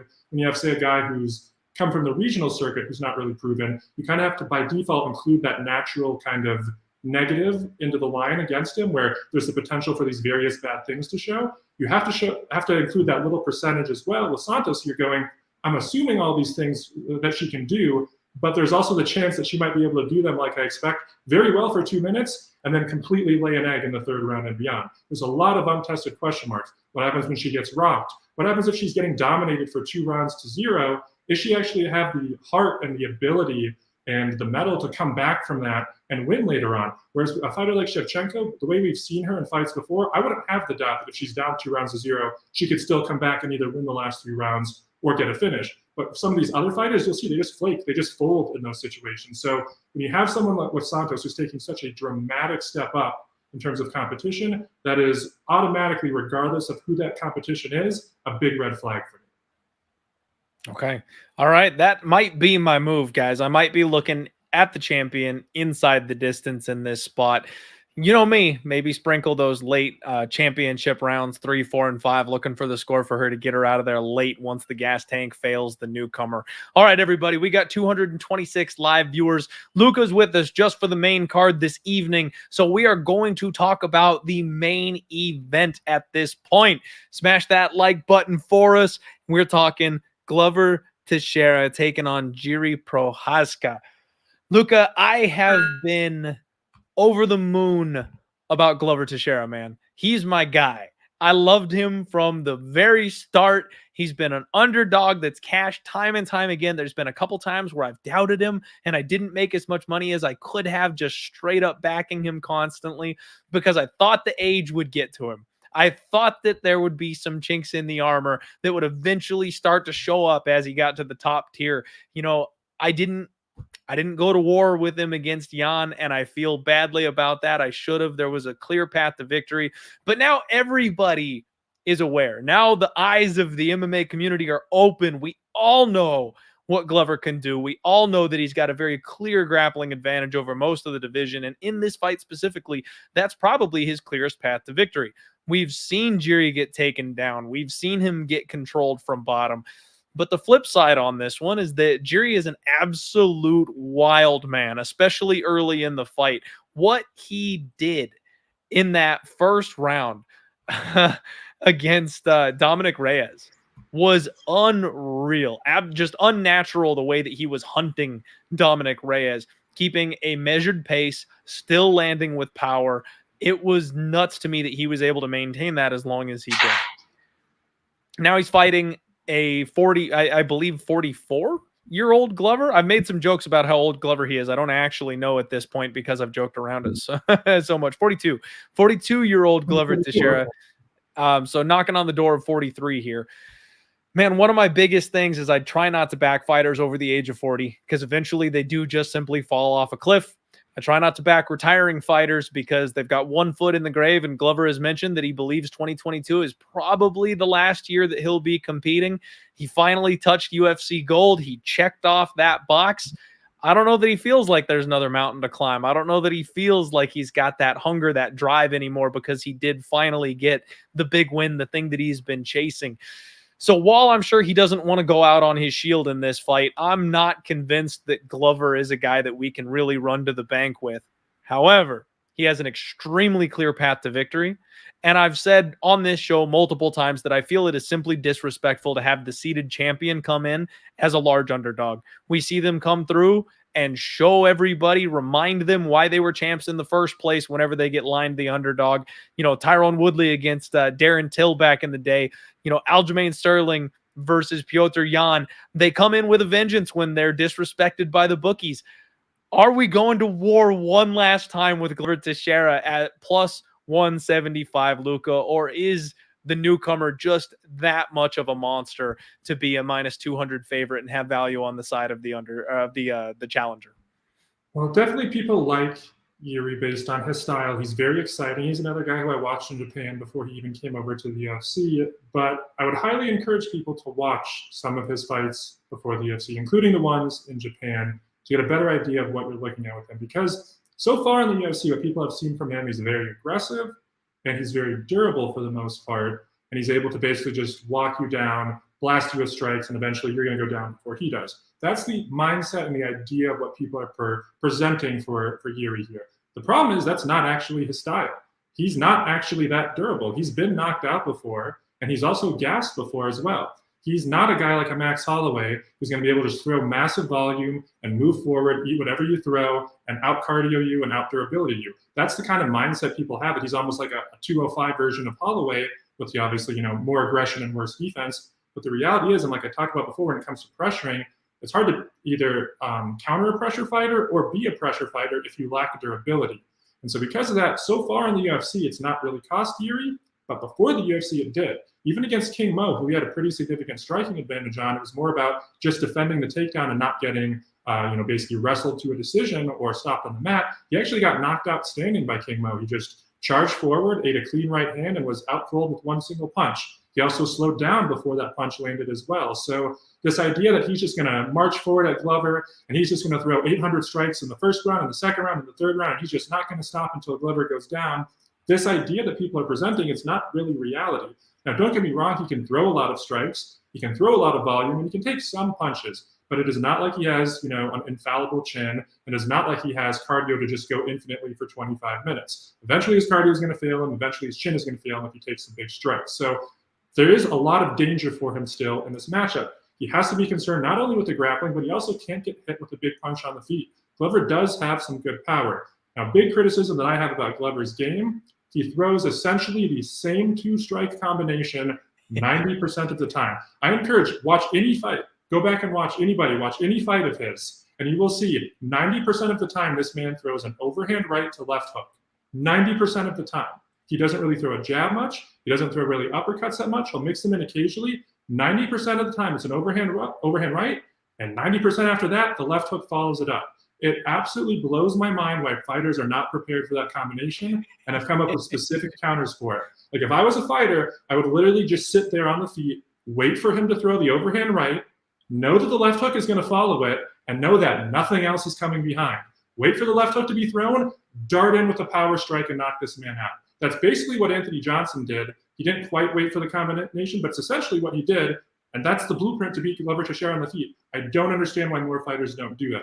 Jiri, he's not the type to really be a tactical striker. He's more just kind of go forward and throw a lot of volume, so that kind of concerns me because he actually might get caught with that overhand right to left hook, and if so, there's going to be some power on it as well. In terms of the grappling, he's never had strong takedown defense. He's okay. It's not like he's a bad wrestler, but in terms of the upper echelon of light heavyweights, he has some of the worst takedown defense, I would say, of them. In terms of the wrestling of Glover, he's very predictable with how he shoots the takedowns. It's pretty much all the double leg, and if he can't get that, he'll try to push you up against the fence, maybe turn it into a single, but he's not a great chain wrestler. He's not great at setting up his takedowns, doesn't have a great explosive shot either. So good takedown defenders, they should be able to defend his takedowns. Jiri, though, not really that great of a takedown defender, probably actually will get taken down if Glover gets a good shot on him. On the mat, Jiri, he's more about kind of scrambling and aggression, trying to get back to his feet. He's not really a technical defensive Brazilian Jiu-Jitsu player, which again, plays in the hands of Glover, who is an excellent guard passer, who will absolutely let you try to scramble, give up your back so you can take it, either get to mount or go to the arm triangle position from there. He's very good at capitalizing on mistakes on the ground. We saw that with, for example, the Jan Blachowicz fight. Jan got taken down in the second round, tried to scramble to his feet, got his back taken, rear naked choke shortly after. So there's a lot of areas in Jiri's game that are great for fans, they're great for being exciting, and when fights go his way and he wins, they make him look like a monster, him just moving forward, not caring about eating shots, looking just like unstoppable. Like it's kind of scary to look at him as an opponent from that sense. But go back and watch his losses, go back and watch the fights where he struggled, and once you start to see those weaknesses, you can see how many fighters are going to be able to beat him in this division. So even if he wins this fight, I cannot see him reigning for a long period of time. There are too many flaws. But even in this fight, I think absolutely he can go out there and knock out Glover early on in the fight, first round or two. If he stays on the feet and he's just charging at him over and over again, yeah, eventually probably lands the big shot and is able to hurt Glover, who's never had a great chin, gets rocked a lot in his fights, as a matter of fact, even ones that he wins. However, there's a chance that he gets clipped with a big shot himself, either gets hurt and dropped and knocked out, or gets hurt and dropped and gets submitted afterwards. There's a chance that he just charges forward, throwing 800 strikes and gets taken down, and then gets submitted there as well. So whoever wins this fight, I think they're probably finishing the other. You have two fighters who are a bit of glass cannons. They're very offensively potent. On the defensive side, though, neither of them have good chins, neither of them have great cardio, and neither of them have great defense. So all things considered, this fight to me screams under. The under here is only at 1.5, which can be a bit sketchy, especially in a 25-minute fight, where sometimes guys take a little bit of time to get going. They don't want to overexert themselves early on and then be gassed with 4 rounds to go. So in these spots, what I actually like to look at, and they do have it available for this fight, is the under 1.5 rounds is plus 115, but the under 2.5 rounds is minus 170. Obviously, significant difference in terms of the value, but this fight would have to go almost 3 rounds, 2.5 rounds here, in order for that to lose. I just find it hard to see both Jiri and Glover, regardless of if they're on the mat, and the feet, and the clinch, wherever their styles mesh, over the course of 2.5 rounds, 12.5 minutes, I just feel like the odds are significantly in the favor of someone getting finished. Either of them can knock each other out. Most likely, if it's a submission, it would be Glover, but you never know. Jiri could, hurt him and lock up a guillotine or some silly position. We see stuff like that all the time as well. Guys you wouldn't expect to get the submission. Point being, these are glass cannons, and I don't see it probably going over half the fight. It's under 2-1 for that. I think there's value at that price. So I like the under 2.5 there. I think that hits no matter who wins. In terms of betting aside, I would not like Jiri at -210, given all the issues. I see a lot of concerns for Glover, which is why I'm not picking him. I do favor Jiri, so betting the underdog's a bit sketchy here, but I do think it's a dog or pass. There may be value. I got to look more into the fight as the week goes on. It is tempting in a situation like this when you have one guy being 2-1.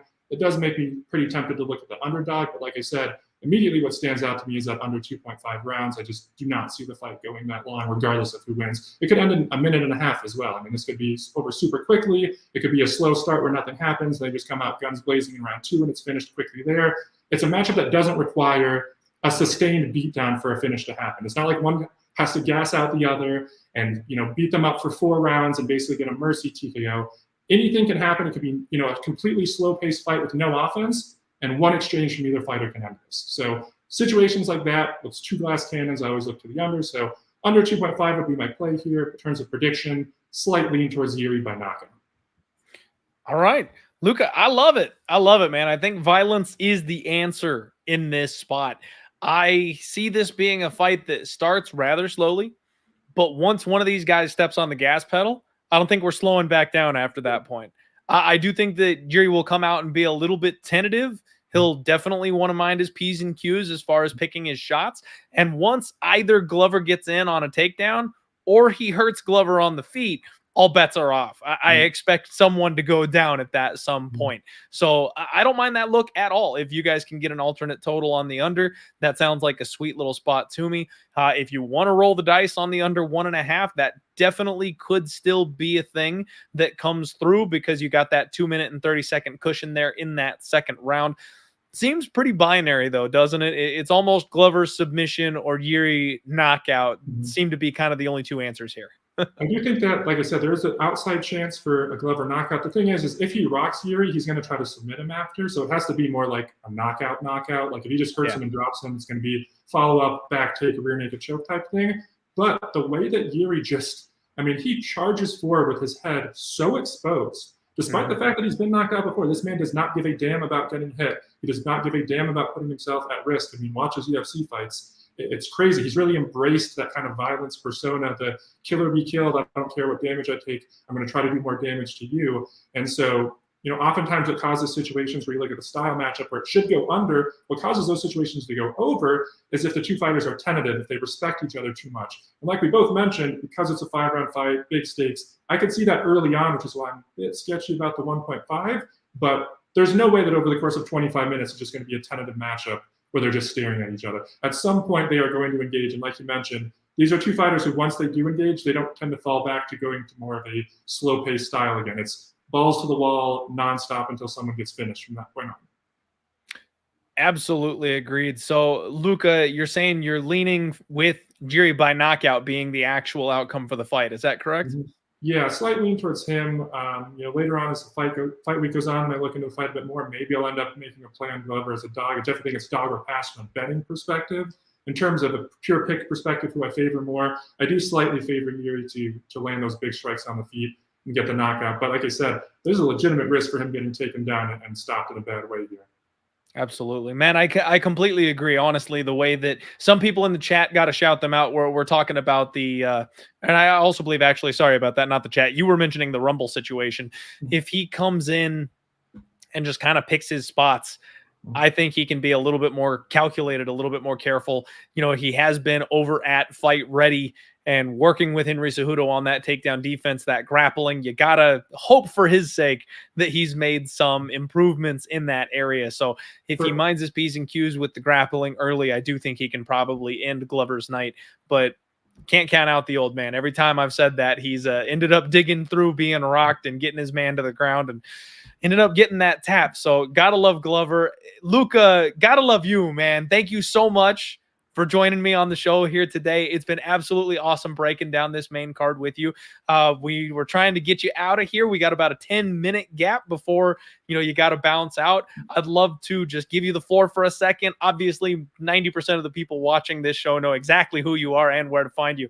But if you want to shout out whatever you've got going on, where people can find you, any projects you've got coming up, please feel free to do so right away. Sure. Well, for one second, before I get to that, real quick note on the Jiri fight. So I've talked to people who have trained with him. Now, always take these types of things with a grain of salt. Of course, a training partner is not going to be like, yeah, my friend and training partner has a big title fight coming up. Yeah, he sucks. He's going to lose. Of course, you're not going to get that. But for what it's worth, I've talked to them off the record, so you do get more honesty from them. For whatever reason, his training partners are all super confident that he's going to go out there and do work in this fight. Based on the tape that I've seen and everything, obviously I have my concerns, but it is worth noting that his trading partners are pretty confident for whatever reason. Okay, that's definitely a good note to have. Yeah, in terms of plugs, I don't really have too much stuff. I have a Patreon page, that's the main thing, and the point of that is not just to post pics and stuff like that. I do, of course, in-depth predictions and all that over there, but the main point of my Patreon is to actually teach people how to be successful sports bettors, specifically towards MMA. So I have different content and articles and podcasts on how to properly manage a bankroll, how to research MMA fights from a betting perspective. So the goal of the content there is not just to be peddling out picks or something each week. It's actually to genuinely provide useful information and content for people to actually improve their sports betting games. The whole thing, teach a man to fish, eat for a lifetime versus give a man a fish, he eats for a night. So I am still, like I said, posting predictions, my in-depth stuff, giving betting news and that, but if you want to actually improve as a sports bettor, if you're actually looking to learn and gain actual knowledge about being successful in the industry, definitely some great content over there. Fantastic. I love it, Luca. I love what you're doing, giving back to the community. It's awesome. Thank you again for your time. Really appreciate you coming on the show, man. And I'll look forward to chatting with you more online as the week goes on. Yeah, appreciate it. I suppose you should probably give people the link to my Patreon. That's patreon.com/FuriousFightPicks. Post every single day on there. But yeah, thanks so much for having me on here. Love to come back anytime. Awesome. We definitely will do it again, Luca. This was great, man. Thank you for your time. I appreciate it. No, thanks so much. Have a good one. You too. All right, everybody. That was the man himself, Luca Fury. Really awesome getting to know him. Really awesome getting to chat with him and break down some fights here. He had some real good info, some insider notes from the training partners and everything. So that was fun. That was really awesome. Now, obviously, we're going to rewind time just a little bit here and go back because we just went through the main card. Luca was needing to get out of here by the hour-and-a-half mark. So I'm going to go over the preliminary card with you all and get into those early fights. Everybody bear with me here while I get set up. The cool thing about this is it'll kind of turn into a little bit of an old school impromptu Q&A chat with the fans. We'll get a chance to, have a lot of interaction with you guys, read some chat questions, comments, things of that nature. That's always fun to do. I don't feel like we get to do that often enough here on the podcast these days. So hopefully you guys are looking forward to this as much as I am. But the first thing that we need to do is, of course, now that we've got our awesome guest out of here, got to hit the sponsors, right? Y'all know the lines are presented by Superbook Sports. This is Pub Sports Radio. Without those two, this show doesn't operate. It doesn't run as smoothly as it could or should. So thank you and shout out to both of them. Best thing you can do to support us here at Pub Sports Radio, hit that like button. Do me a favor. And real quick, I'm going to check off the box. We're going to go ahead and run our promos, and then we'll be back for the preliminary cards.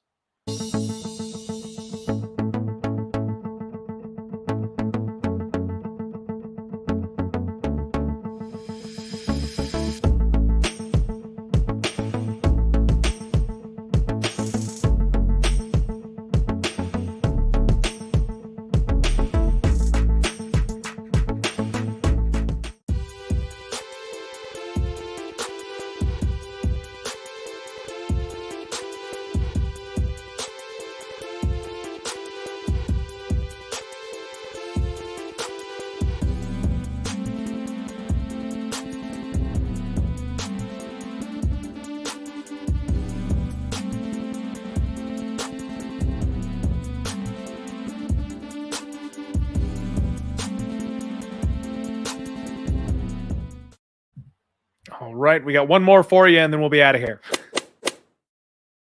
What's going on, sports gamblers? I don't need to tell you that sometimes when you're betting on sports, making a good bet takes giant balls. But every once in a while, there's a downside to having giant cojones.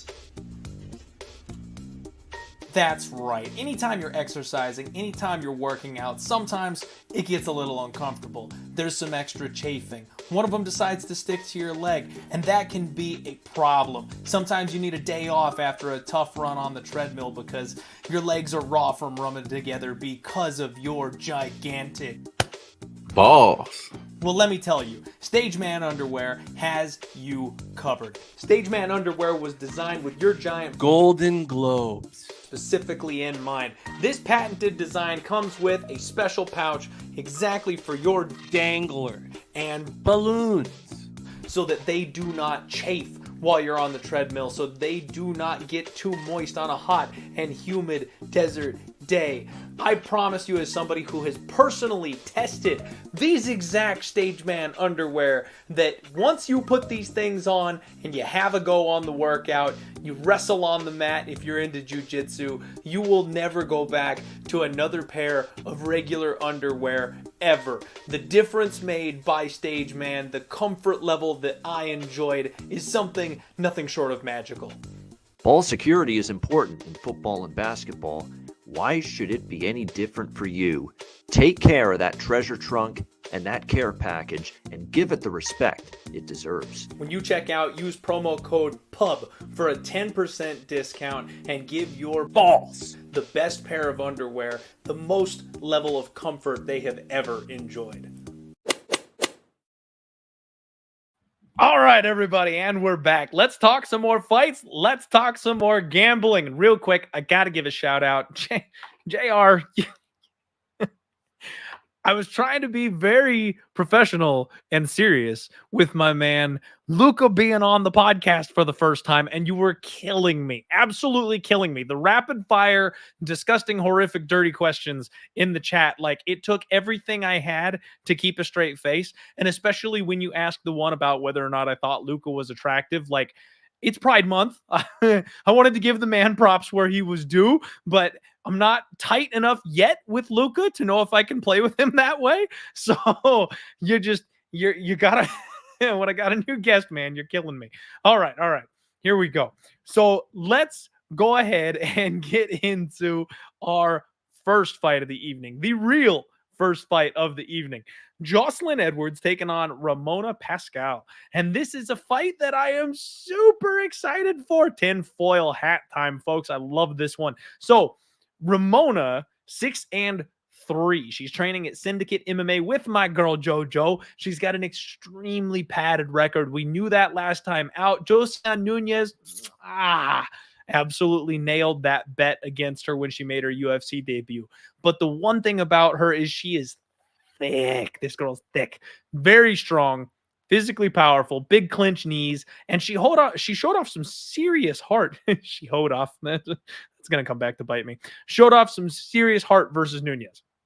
She took a beating in that fight. Nunez, one of the biggest power punchers we've seen recently roll through the division, and she was able to survive all that. What I love about Ramona is her football tackle style double legs. Like, she just runs through her opponents. Now, she's taken on Joselyne Edwards, 10-4, solid striking, moving up a weight class. She usually fights at 135. She just got absolutely grinded on by Jessica Rose Clark, moves up from 135 to 145. A bit of a weird situation, if you're asking me. This is where, like I said, the tinfoil hat comes out here a little bit on this one. We talked about, the hometown advantage being in over, the Asian countries. This seems almost like a setup spot for Ramona Pascual to get the win here to me, because Joselyne Edwards gets controlled against the cage. Joselyne Edwards has a 47% takedown defense rate. She gets taken down. Jessica Rose Clark got 5 takedowns on her. She also is more than willing to play off of her back. Now, that's the one fight last week, the one bet that, I'm pissed off at myself for losing money on Felice Herrig, but I'm extremely angry at myself for not pulling the trigger on Benoit Saint Denis, because I called that fight perfectly. And one of the things that I like to target is fighters that are willing to play off their backs too much. That's what we've got here in Joselyne Edwards. She doesn't always have the most intent to get back to her feet, the sense of urgency you're looking for to get back to her feet. Sometimes she's willing to play that rubber guard BJJ bullshit and lays on her back. All those things combined here has me thinking that Ramona Pascual has a serious path to victory and a hometown advantage. I kind of like her as an underdog. She's a plus 150 underdog right now over at Superbook Sports, minus 170 on Joselyne Edwards. The money has been coming in on Joselyne Edwards, so at this point, I'm pumping the brakes. I want the best number. I think more money is going to come in on Joselyne, so I kind of want to get a better line on our girl, Ramona Pascual. I might play the decision prop or a split decision prop for this one, because I do think the fight will play out relatively closely as long as she doesn't just eat punches and die when Joselyne hits her, which, surviving the fight with Nunes lets me believe that she's relatively tough and durable. So I don't think she's just going to get absolutely blasted out of there or anything like that. But, I think that we can have a very competitive fight here for Ramona Pascual, and in her country where she's going to have an advantage on the judges' scorecards. I got to think that favors her. What do you guys think? Where are we leaning on this one here? Yeah, Osmo liking the BJJ bullshit. I'm allowed to say that. I'm a blue belt. Nigel, no. So, okay. The first person I ever simped for was Felice. I will absolutely admit to that. What got me was looking through her Instagram and realizing that she had actually switched gyms. She went to a new gym. She was training with my girl Pena. She was talking about the focus on her wrestling offense, which I'm like, those are exactly the things that I would ask her to do if she was going to fight Carolina, because that first fight, she went to the wrestling, but wasn't overly successful. She got reversed a couple times. That was part of the problem. If you're working with the current seeding champion on your wrestling, improving your best path to victory, all day, give it to me. Wasn't true. She's already, counting her OnlyFans money and looking for the door. So that was just, awful. If I had seen the MMA Junkie article, again, like I said before, I was on the road for like 10 hours. So if I had seen the MMA Junkie article where she talked about not feeling like she needed to get a win, potentially retiring after this one, it would have been backing up the dump truck on Carolina, someone who actually wants to be in there and wants to fight. So yeah, definitely would have been going the other way on that one. Let's see. We've got a call from Nathan here for Edwards. Fair enough. Yep. Prince of Mischief reminding me the OnlyFans fade is strong, folks. 0-2. OnlyFans fighters went 0-2 last week. It's something that I did not come up with. Whoever came up with it is just steaming their way to cash right now. The OnlyFans fade seems to be a legitimate thing. So not too much debate here on this first fight. I guess we can go ahead and bank a little bit of time here and move on. Next up, we got another entertaining women's MMA battle. Maybe sleeper for fight of the night. Not sleeper. Everybody knows. Liang is a round one or bust monster. I was just thinking to myself the other day, it's like, what happened to Liang? Because we saw her in that barn burner of a fight against Ariane Carlossi, and then she just disappears. I'm like, what happened? We know what's happening. They were saving her for a hometown preview. They were saving her for another pay-per-view to hype people up to pay the price tag for the pay-per-view coming up. They knew exactly what they were doing with Liang. She's taking on Silvana Gomez in this spot. Silvana Gomez Juarez. And I feel like this is almost a setup fight, which is weird because the bookies don't seem to agree with me. Silvana's a minus 150 favorite. Liang has popped up to a plus 130 here. So there's some people out there actually betting on Silvana Gomez Juarez, which is a little bit concerning to me because myself, some of my friends, Wheezy Brady, like everybody's really liking some Liang this week. She is just a beast in round one. I mean, she dropped Carnelossi with the first punch of the fight. She threw a 1-2 right down the pipe and sat her down. She's big for this division too, is Liang. She's going to have a 2-inch reach advantage, and she's only ever been to one decision in 24 fights. She blows her wad in round one looking for that kill every single time. She invites that firefight. She's extremely hittable, but she knows how to strike long. She knows how to hurt her opponents at range. She's extremely aggressive with her ground and pound and her submission attacks. Her opponent is 4. She's training out of Intram, which we know is the gym my guy Munoz that got killed last week on the first punch comes out of. And, champion, my favorite guy, Brandon Moreno, just left Intram. Like, you got to wonder kind of what's going on with that gym when the champion doesn't feel like they're doing as well. When some of the mid to lower level fighters start falling off the cliff there, you're like, maybe that gym's not headed the right direction. But the one thing Silvana's got going for her is that big power. She has decent in and out movement. She pulls her opponents into her punches, but she's so stiff on the feet. She is not a fluid striker. She's always just looking for that one big bomb. She floored Vanessa Demopoulos early in her round 1 fight, but what she seems to do after that is dive on top of her opponents and get her arm snapped off. In her last 2 fights, she's been submitted in the first round. I don't think she does jiu-jitsu, like, at all, because she does everything wrong. As soon as she gets on the ground, she does everything wrong in the jiu-jitsu scrambles. Now, she showed a good get-up game against Lupi Godinez. I'll give her the credit where it's due in that spot. But the submission defense seems to just be a massive problem. And someone like Na, who chokes people out and snaps arms off left and right, I don't know how you don't think it's Na by submission in this spot. And there's my guy Brady looking for Liang Na. Mushroom saying nah inside the distance. Fight doesn't go the distance. Under 2.5. I like all that. Fireside agreeing first round sub. I mean, this is one of those ones where I'm a little scared because these fighters always end up learning their lesson. Eventually, they end up learning their lesson, unless your name is Derek Menner. And they will slow down just a little bit, just a scooch. They will finally get it through their heads that this roll the dice and gamble on round 1 just isn't gonna cut it at the next level up. And I could absolutely see this fight being Na Liang's coming out party, where she decides to take a step back and slow it down. And if she at all steps back and slows it down, I think she just murders Silvana Gomez Juarez. Because if Na takes her time striking, she's going to have a reach advantage. She'll be able to play from the outside and avoid the big bomb. She wins the fight. If she doesn't slow it down, yeah, it's a 50-50 coin flip on whether or not she gets the kill or gets killed early. But we're getting a weighted coin at plus 130, or just playing the submission prop that she can be the one that gets that kill. I like it. I like the underdog here, and I definitely like the violence. Uncle Weezy agreeing that Na Liang does equal violence.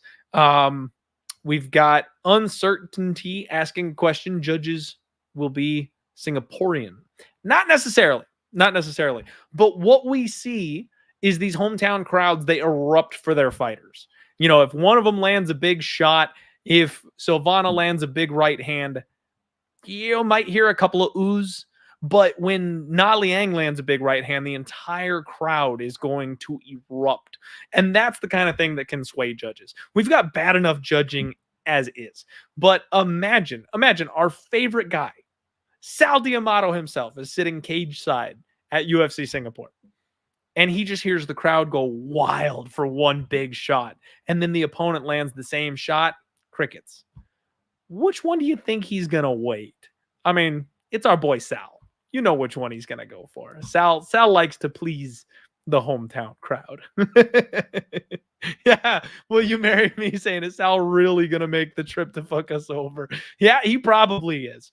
Unfortunately, that's the one thing. I really wish we could treat referees and judges in MMA like they do umpires in baseball. You've got those reffing situations in basketball where, like, James Harden has never beaten this ref in 38 professional basketball games and some shit like that. I wish we could have that. Like, if we could get the officials that were judging each fight out, 2-3 days before the event happened. That'd be I would love it. I would go nuts for that, because then we could handicap what those judges specifically trend towards looking for. It would be fantastic. It would be so good. Yeah, Evan L saying, don't jinx us. He should not be allowed. Yeah, Uncle Weezy pointing out here that Liang is plus 130. The inside the distance is plus 145. The bookies are like, none of your bullshit. Get out of here. We know she's not winning a decision. You get no extra value on the inside the distance. So yeah, you might as well just play the straight up money line just in case, because they're not giving you anything for looking inside the distance on that one. That's always funny to me when they do that. Or when like last week, when Fraudiev his money line was like plus 200 and his knockout was like plus 175. Like they didn't even bother moving his best win condition. They weren't going to give you plus 200 or plus 220 on it. They were like, nah, we'll just leave it right there. You can play the money line if you want to, but we're not going to give you anything more on the knockout prop.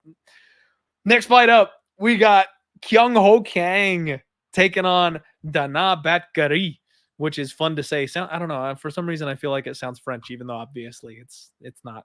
A spot that I am extremely interested in because I think a lot of dogs are live this week, folks. That seems to be a sentiment that MMA Twitter shares, that a lot of these underdogs have extremely clear paths to victory and are live this week. I agree. This is a spot where I came in expecting to bet on Kyung Kang. I really thought that I was going to like me some Kyung Kang in this spot after running the tape. I'm very firmly a Danaa Batgerel guy. Kyung Kang is 17-9, so not an overly impressive record. Danaa Batgerel is 12-3. Kyung Kang does have a sharp jab. I really like his jab. Really meat and potatoes striking. He sticks to that super hard jab, always sticks that thing in your face, and then he comes in with a heavy 1-2 right down the pipe.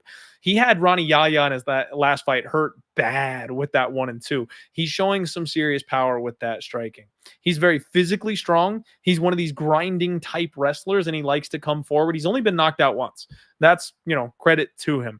Now, in his last fight, honestly, I was a bit floored by what happened in his last fight because Kyung Kang is this big, strong, powerful dude that just outmuscles people and out-wrestles them, and he was helpless against Ronnie Yaya. Absolutely helpless against Ronnie Yaya. He got out-grinded by a man who doesn't have a third-round gas tank. That was concerning. In this fight, Kyung is going to have a 3-inch reach advantage. He averages 2.23 takedowns per 15 minutes with a 59% accuracy. So that is all solid work. Nice high rate of takedowns, good solid takedown accuracy rate. But he's also been to 4 split decisions in the UFC, folks. 4. That's concerning.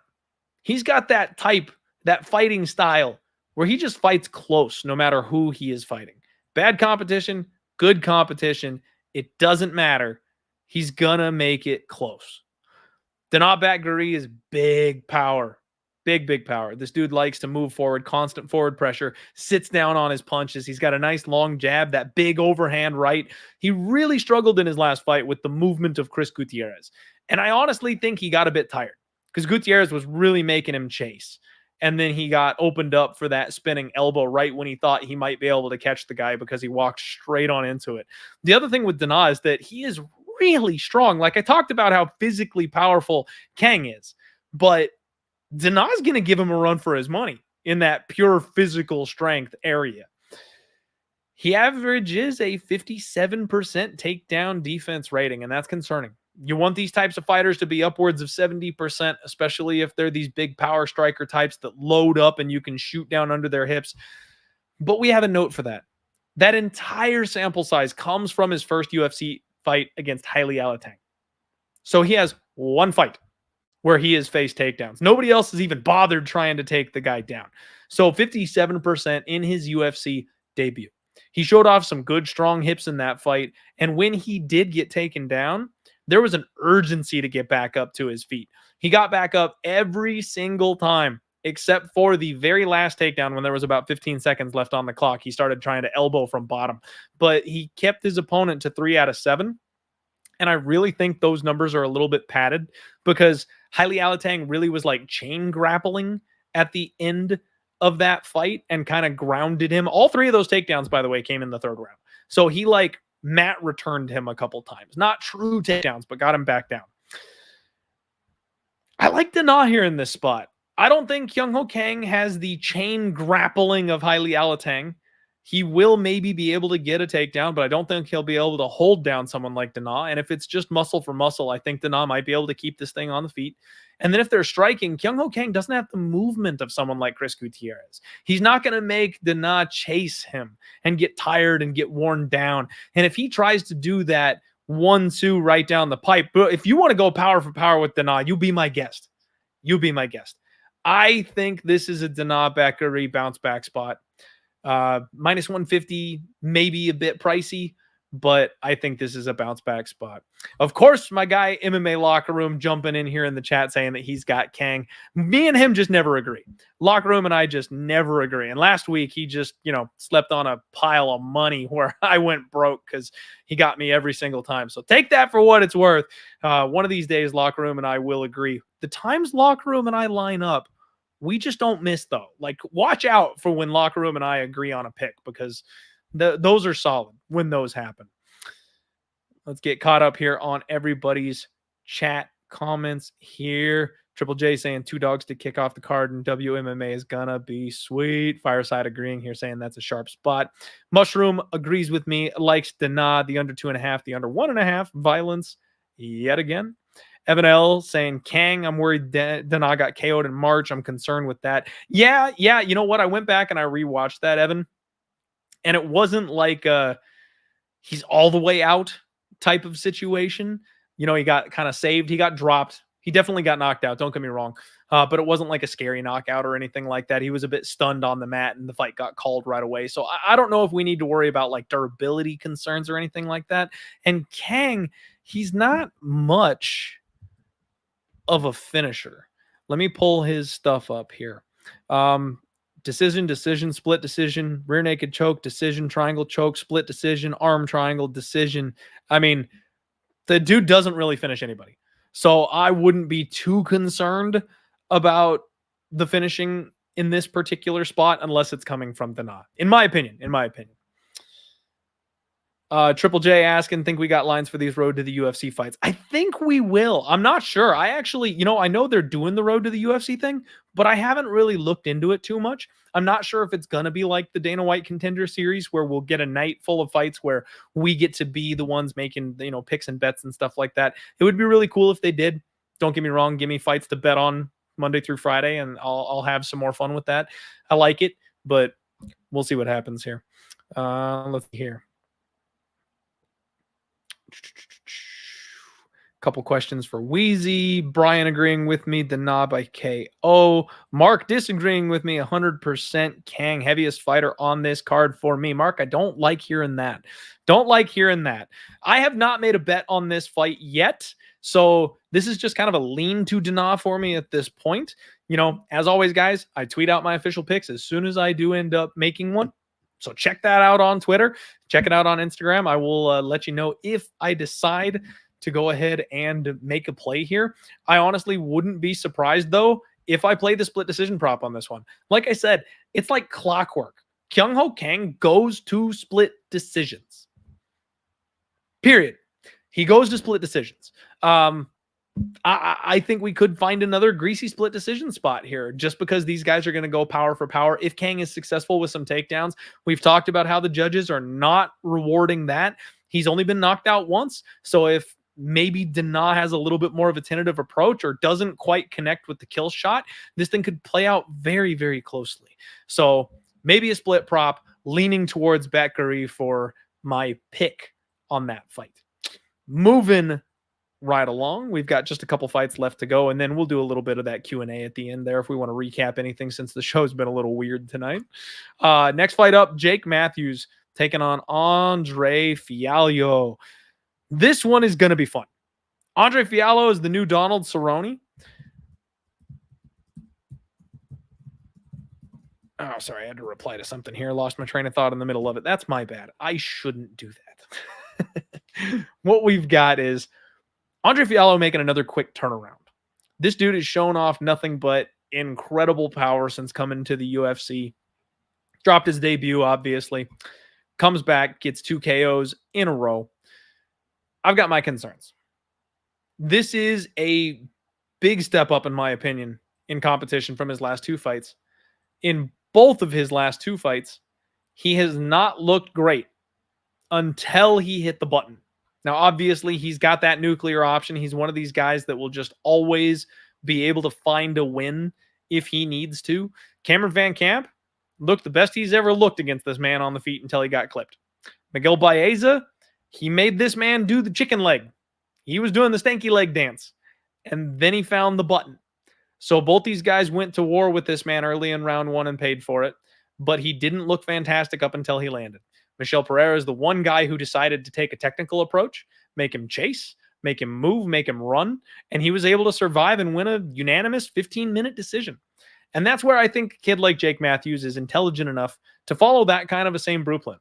We're in the big cage, folks. Pay-per-view, we're in the big octagon. There is more room to move. And the one thing that really jumps out at me for Jake Matthews is the 61% striking defense. This guy is hard to touch. He's elusive. You look back through his record, and there's a couple people I know that are going to bring up the comments about how Jake Matthews gets finished by everybody, hasn't fought the best level of competition. But you know what? This is one of these kid prospects growing up in front of us type situations. He's had a massive amount of UFC experience, and he's fought high-level opponents. He's fought guys that have been extremely impressive. His last loss to Sean Brady, like that guy's headed for the top 5. That's not a bad L to take, right? Anthony Rocco Martin, he did get cut from the UFC, but I don't think he should have been. I'm not really sure why he got cut from the UFC, if we're being completely honest. He's a solid fighter with a great skill set and immediately finished his first regional scene opponent. He's coming back. We're going to see Rocco again at some point, I promise you. And then prime Kevin Lee beat this guy. What you'll notice in all these fights: takedowns, defensive grappling. Jake Matthews is a guy who we've said is well-rounded. He's got decent submissions himself. He's got good offensive wrestling. But when he is not the one with the better grappling skill set, he straight up loses. End of story. James Vick guillotined him in round 1. He looked good before that. James Vick jumped on a high guillotine, and that was one of those young kid makes young mistake situations. Got the vet lesson. Kevin Lee was a beast when he fought him. Kevin took him down and pounded him out early because Kevin Lee back in the day was a monster. Anthony Martin, that was a competitive fight. That one was deep, not deep, but it was in the 3rd round. And again, he just got out scrambled. He got anaconda choked by Anthony Rocco Martin. Sean Brady, one of the strongest men in this division. One of the best wrestlers, combo grapplers, black belts in this division.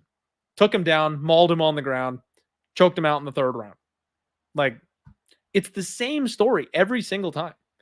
However, when he fights a guy like the Leech, Jing Liang, someone who's got power on the feet, good footwork, looks to take your head off, he wins a decision. You don't got to worry about the grappling there. And that's kind of what I see in this situation. He's going to face a man who's going to come in, who's fallen in love with his hands, who's going to look for a bomb. He's going to have a speed advantage. He's going to have a footwork advantage. He's going to have a boxing advantage. And I think in the big cage, he'll be able to play the space game.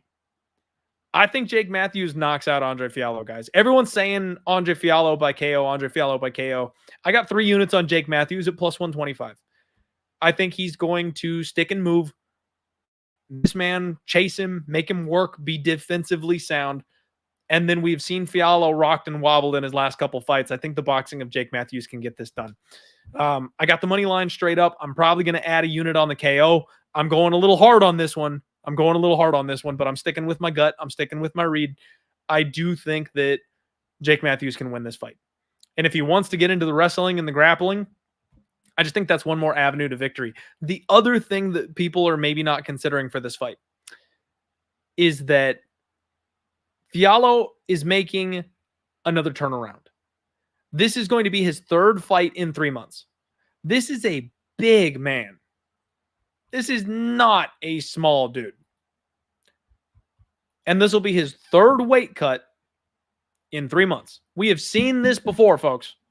Fighters cannot keep that pace unless you're a Frankie Edgar, natural walking around, doesn't cut any weight type of fighter.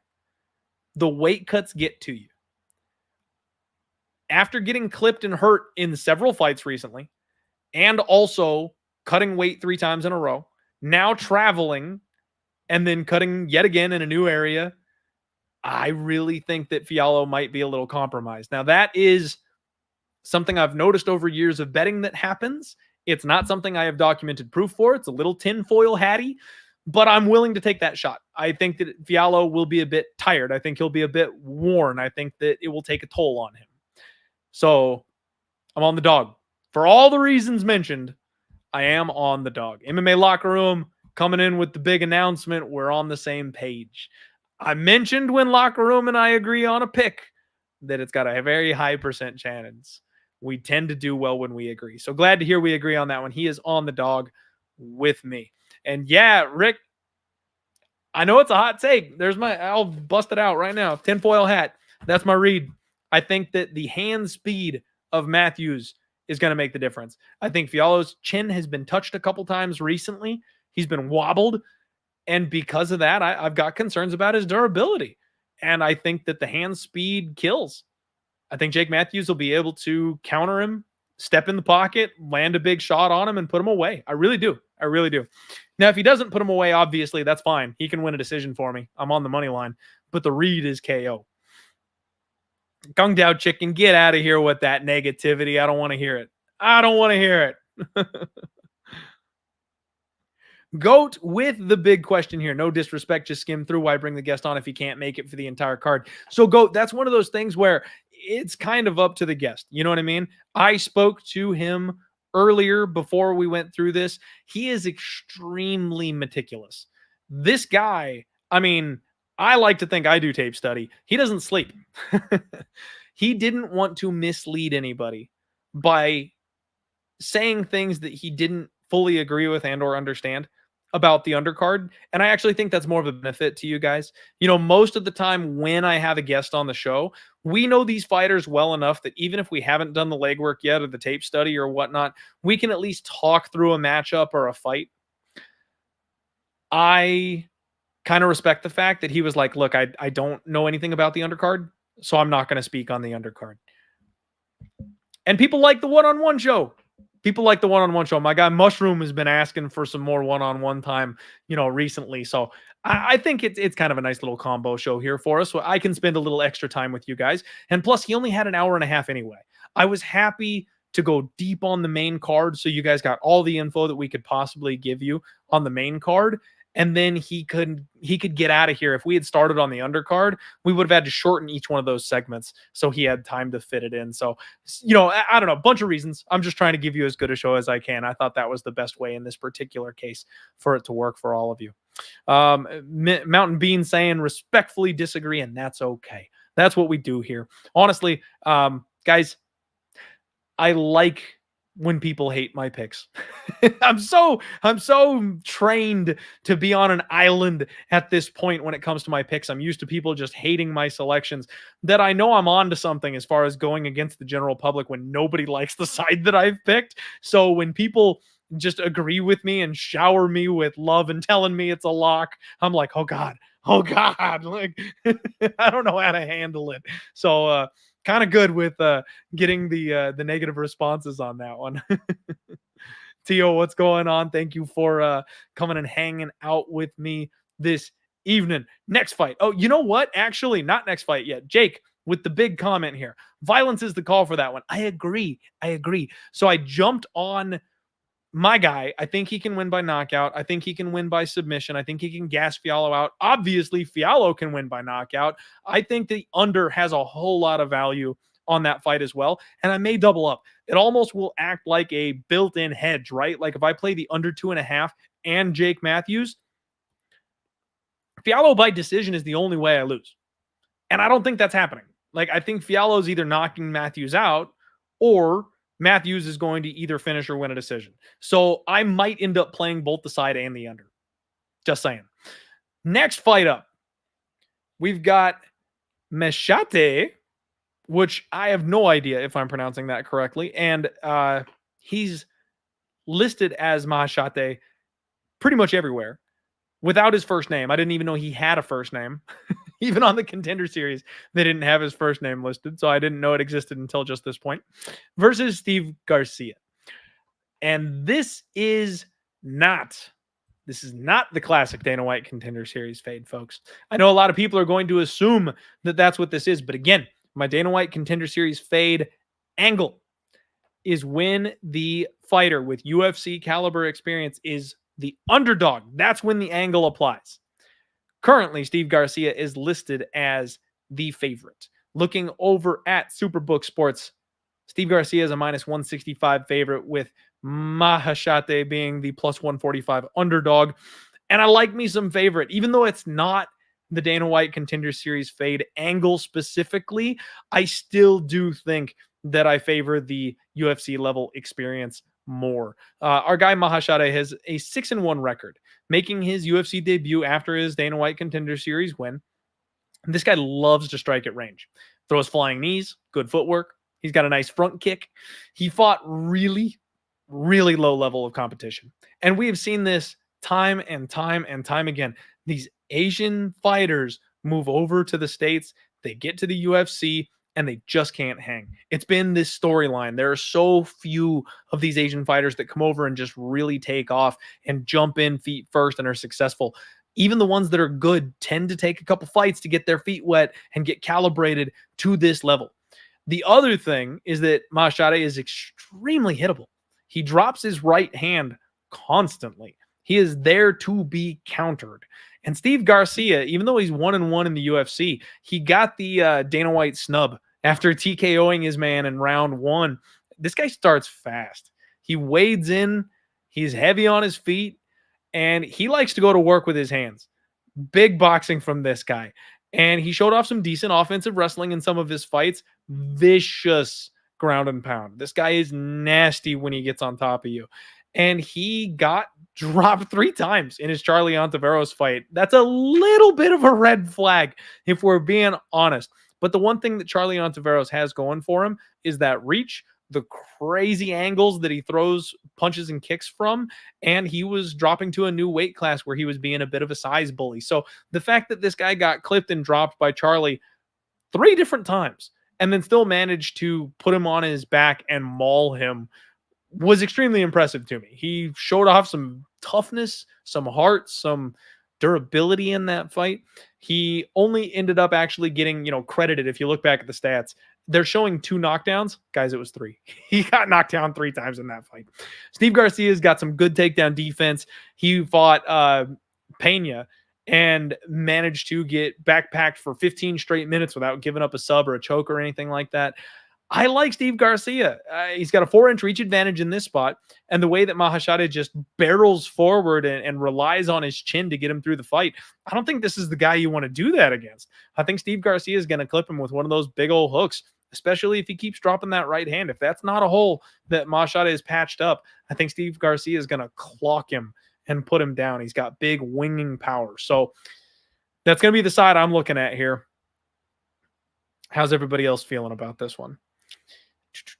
Scrolling through, I see my guy Boston Nick in the house. What's up, Nick? How you doing, buddy? Good to see you. Thanks for hanging out on the show, man. All right. Dan saying I'm on the Undertaker. Evan likes Misha Tate, not Masha Tat. Mushroom says violence again, but Garcia knockout under 2.5. Yeah, I'm kind of seeing the Garcia knockout. I actually don't mind the under 2.5 look. It's minus 160, it looks like. But with Steve Garcia having been clipped and dropped a couple of times, maybe that's not a bad call. Maybe that's not a bad call. Yeah, Uncertainty saying that Garcia is a bit chinny. Evan L saying he doesn't trust him. I get it. Raw Torque saying knockout fight doesn't go the distance under 2.5. Yeah, maybe we just go violence, guys. Nick finally agreeing with me here on Garcia. But yeah, I kind of think that violence might be the answer once again here in this spot. It's a low-level fight. We see that a lot. These guys, their ability to grind, the toughness, the grit, not going down without a fight, like that concerns me a little bit that both of them have showed off the ability to keep pushing even after they've gotten hurt like that. But somebody's going to catch them. This one could be the one. So leaning under, leaning Garcia. Again, the only bet that I've made so far on this card is my guy, Jake Matthews. So we'll see what I end up playing on this one. The violence may be the answer is a t-shirt. I like it. All right. Tio took it with the $5 dono saying appreciate everything Pub Sports Radio offers the MMA community. Clint, you're an OG, and I make this that much more fun. And you make this that much more fun. Always tuning in when I can. Tio, I appreciate you, my friend. Thank you very much for the kind words and the donation, helping keep the lights on here at Pub Sports Radio. Thank you very much. Next up, we've only got 2 more fights left, guys. Remember, we're just closing out the preliminary card here. Next fight up, we've got Sung Woo Choi taking on Joshua Kalibao. And I'm going to piss some people off with this one. Y'all are probably not ready for this. I like the dog. I'm just going to, straight up say it right out the gate. I like the dog. You've got Joshua Kalibao sitting at a plus 195, plus 200-ish underdog here. Sung Woo Choi, minus 230, minus 240, somewhere in that ballpark. And I don't get it. So I am a Choi guy. I've always liked Choi. He's 10-4, big power, fast hands, knows how to fight long. He's got power in that right hand. He loves that right hand. Nearly had Bruce Leroy dead in round 1. Very heavy on his feet, good strong body kick. He'll have a 1-inch reach advantage here in this spot. But 40% striking accuracy, not great. 43% striking defense, not great. This guy tends to trade with his opponents pretty regularly now. Josh Kalibao is 9-1-1. And I just think he's extremely underrated. He's so tough. He likes to attack the body with big power kicks. He's got some solid power in his hands himself. Fires straight down the pipe 1-2. I think he's going to have a little bit of a speed advantage. He's got a strong body lock. He's willing to engage in the grappling. And he also does a good job of covering up when his opponents are attacking and then returning fire. Now, in his fight with Jalen Turner, he had an ankle injury. He rolled his ankle mid-fight, and that led to Jalen taking him down and pounding him out. Not saying he was winning the fight or anything like that, but the way that he got beat, that's the only time he's been finished. The only time he's been finished was with that ground and pound TKO. And it's not really a TKO. The ref stepped in and saved him, and Jalen Turner is a freaking beast. Y'all know how I feel about Jalen Turner. That guy's a monster. And then he had the draw versus Jourdain. He dropped Charles Jourdain in round 1 and had him hurt badly. Now, in hindsight, that draw has aged fantastically. Charles Jourdain is on some kind of a tear right now. So taking 2 rounds off of him and then surviving a 10-8 third round, that's impressive to go to a draw like that. And arguably, has been winning the fight prior to that point. Joshua Kalibao has a 43% striking accuracy, so 3% more accurate than Sung Woo Choi. And he's got a 54% striking defense. 11%, over 10% more effective with his striking defense than Sung Woo Choi. And that just screams at me, guys. The fact that he is more accurate striking and more defensively sound by that wide of a margin absolutely says something to me. Now, Choi, like I said, so recently I've been burned, guys. Whenever I pick these fighters out and I say, that's my guy, and I'm going to back them and bet on them, and then I kind of go against them in their next fight or two, it's not something that really tends to work out for me. So full transparency here, that's kind of what's happening here in this spot. Because I've been on Choi a lot. I like Choi. I was on him, I think, against Youssef. I was on him against Julian Erosa. And then I was on him against Caceres. Obviously, the Caceres fight was a bad one. And you kind of go back and look through Choi's run in the UFC. And he got subbed out by Gavin Tucker. And he lost a decision to Movsar. Those are not bad losses. And that's kind of what I used to justify getting on him in the first place when he fought Suma Mokhtarian. Then he goes on this 3-fight run, but it's Julian Erosa, who is kind of a glass cannon fighter. So the fact that he knocked him out, I called that. That was not a surprise to me. Youssef Zalal, while he's a good fighter, is not in the UFC anymore. And Suma Mokhtarian, a guy who went 0-2 in the organization and may not be with the UFC at this point. So the wins are suspect. And then a guy like Alex Caceres, who's been really just a career journeyman, gets a finish win over him after he almost illegally knocked him out in the first round. That's not a good look. It's not a good look. So I know a lot of people may not be wanting to go straight back to the well with Sungwoo Choi, and maybe he is a deserving favorite, but at the same time, I really think that Kalibao, having been competitive and lost to Jalen Turner in a freak accident, having been competitive and fought to a draw with Charles Jourdain, and then coming out and looking fantastic against Shayilan Nurlanbeki. I mean, that's a better run. That's a better run at this point than Sungwoo Choi. And even though he's got a 1-inch reach disadvantage, I think they're comparable with their power, and he's got the better stats. Like, I just think plus 200 is too much. I think 200 is probably a bit too much, and I might end up on the dog here in this spot. What's my rating for UFC 275's poster? That's a good question. I actually have not looked at the poster. I'll have to go check that out. Mushroom saying this fight is leg number 4 of my fight doesn't go the distance parlay. I don't mind it. Don't mind it at all. Violence is good stuff. He's saying Choi KO. Fight doesn't go the distance under 2.5. I like that too. Brian says Choi doesn't deserve to be a minus 230 favorite. And I agree. Dan agreeing that plus 200 is kind of worth the shot here. That's definitely the way I'm looking. Raw agreeing that Kuya is a good dog. And yeah, that's the thing. You know, we look for dogs that want to fight for your money, right? We want these underdogs that are not going to go out, wave the white flag and give up. He's not waving the white flag and giving up. He's tough. He's durable. He'll fight for your money. He'll try to knock people out. Like that's a good dog. That's what you're looking for in an underdog. So definitely the way that I'm looking here. Ty G saying you usually post your picks on Instagram, right? And what day do you post your picks? So Ty, what I do is I both tweet and post them on Instagram the moment I make them. So the individual picks get posted right away. So if you go to my Instagram page or what I've done on Twitter, because I tweet so damn much, I like to talk with people. So they're going to get buried. The tweets get buried all the time. I use hashtag #diehardpicks. So if you hashtag #diehardpicks, it's going to pull up all the tweets, and the only tweets that use that hashtag #diehardpicks are my plays. So you'll be able to see like my record, my picks for that week.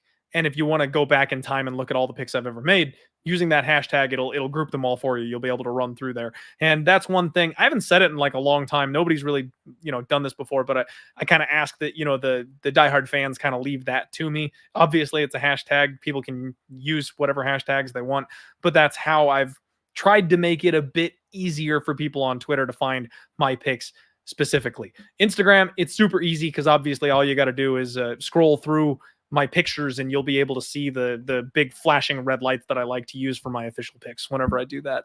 But then I'll do a recap on either Friday night or Saturday morning where I post all the picks I've made right before the fights, first thing Saturday morning, that kind of thing. So if you don't want to go through the individual plays, I do a dump on Saturday to go ahead and get those all out there for you. All right, everybody. And your main event of the podcast, final fight of the preliminary card, Brendan Allen taking on Jacob Malkoun. Weird fight. Really weird fight. Brendan Allen, one of these guys that I just can't quite seem to get a proper read on. He can be really, really damn good. But then he also just kind of falls apart. I worry about his chin. He showed off some decent hands, some good striking. I think I was one of the few people that called the upset against Punahele Soriano, and he looked fantastic striking for 15 straight minutes in that fight. But he's a BJJ guy. He's a black belt. He tries to get down and choke people out, but he's really fallen in love with his hands. It's interesting. He's got this nice digging body kick that I really like. He does hit that flow state with his striking, but he can be a little bit over aggressive. And like I mentioned, he gets hurt a lot. He gets touched, and his chin is a bit of a liability. He is training with guys like Andre Fialho, Gregory Rodriguez. I mentioned the BJJ black belt, nasty chokes. This guy's got a tight squeeze on him. You do not want him on your neck. But he got sprawled out by my guy Sam Alvey last time out. His wrestling is not where it needs to be. If you want to scramble and roll with this guy, he's good there. But he's not going to be blast doubling anybody, taking anybody down. You kind of have to get the fight to the mat for him. He'll have a 2-inch reach advantage here in this spot. And he's got a 50% takedown defense. Now, again, he's one of these guys that doesn't mind going to the ground because he's so good with his jiu-jitsu, but that 50% takedown defense is concerning when Jacob Malkoun is a wrestling monster. 6.93 takedowns per 15 minutes. Damn near 7 takedowns per 15-minute fight. 37% accuracy. This guy sticks to you like glue. He is relentless. You're not getting Jacob Malkoun off of you once he touches you. He kind of drives you to the back of the fence, and then he just works you. Mat returns, rides position, body lock. Like, you're not breaking this guy's grip. He's a BJJ brown belt, so he's not out of his element on the mat either, and he's got a 15-minute gas tank. Like, you're just at his mercy if you can't clip him. And that's kind of the thing. Made his UFC debut, got there because his training partner was former UFC champion, hometown crowd kind of thing. They got him in early, and he gets blasted by Phil Hawes. Not a good look. And then he comes back and he grinds his next 2 fights away. I've been the guy sitting here saying he's not good. I've been the guy sitting here just being like, you know what? I don't think he's all that talented. I don't think he's all that skilled, and you should probably fade him.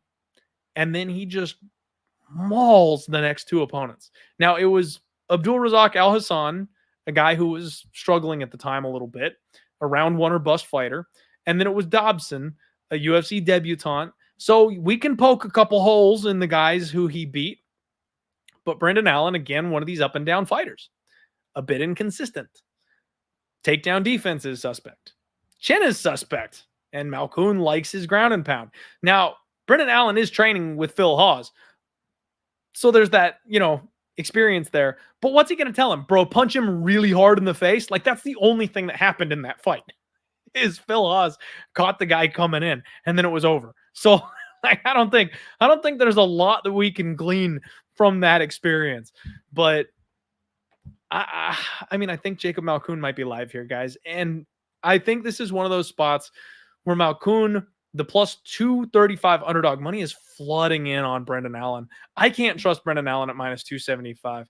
Like, maybe he can knock this guy out. Allen's striking has been getting really good. Allen's power, it seems to be there.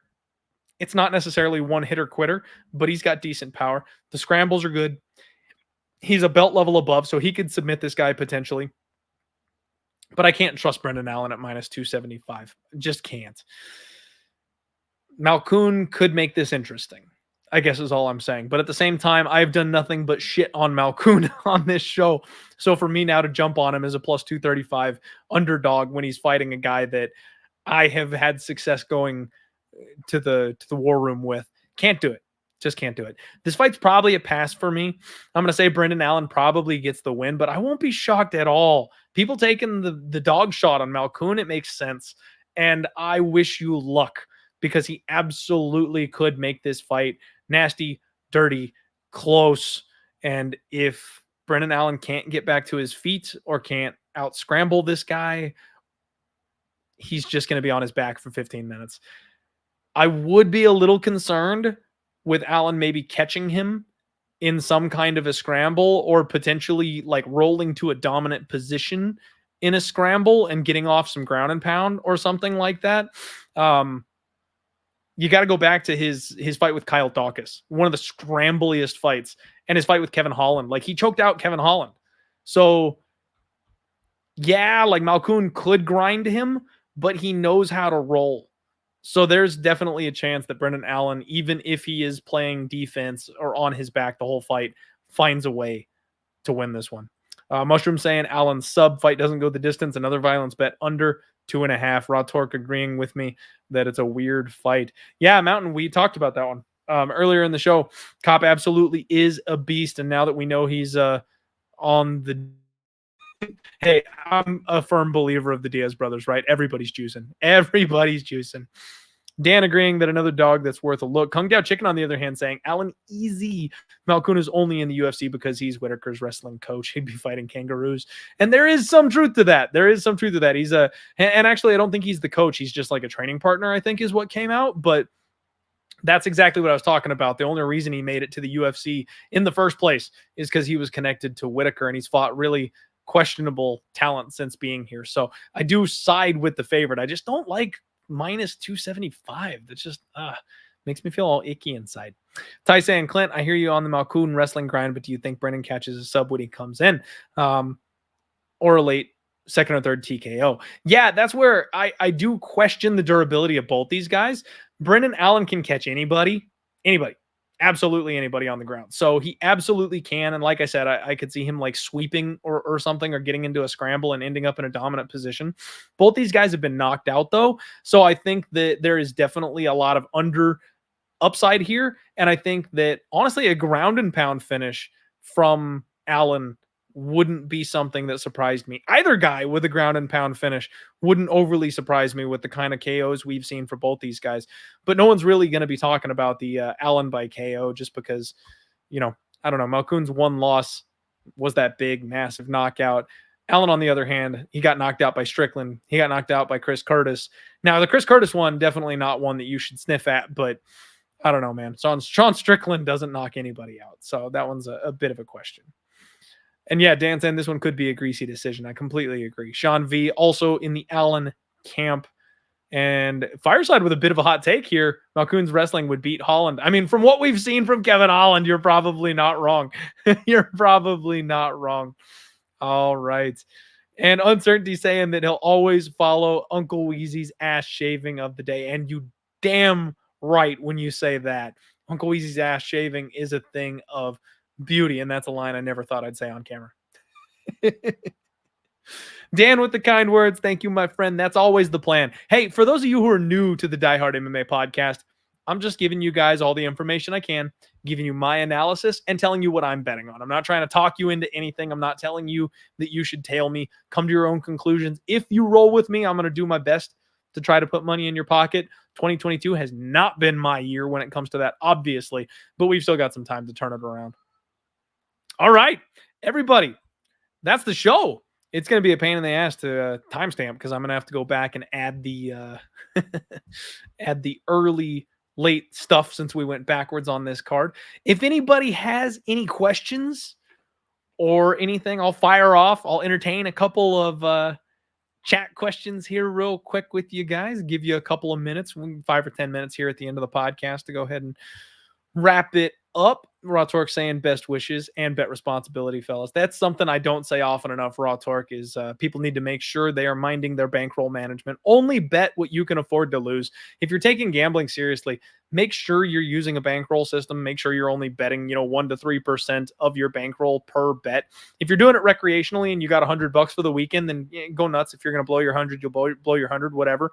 But make sure you're gambling with money that you can afford to lose, because the reality is, as much as Twitter would try to talk you into believing that everybody out there is extremely successful at gambling and you should buy their picks packages, most of them are losing long term. So just be careful. Gambling should be something done for fun. If you take it seriously, make sure you take it extremely seriously and protect yourself in the process.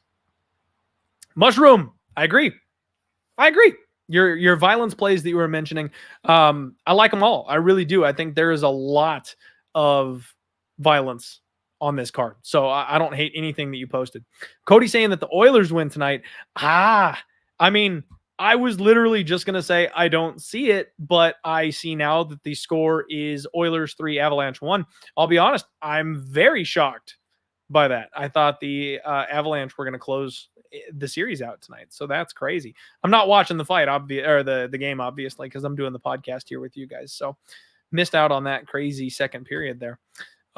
Levy White Bull saying Calvin Kattar or Josh Emmett. That is such a tough fight.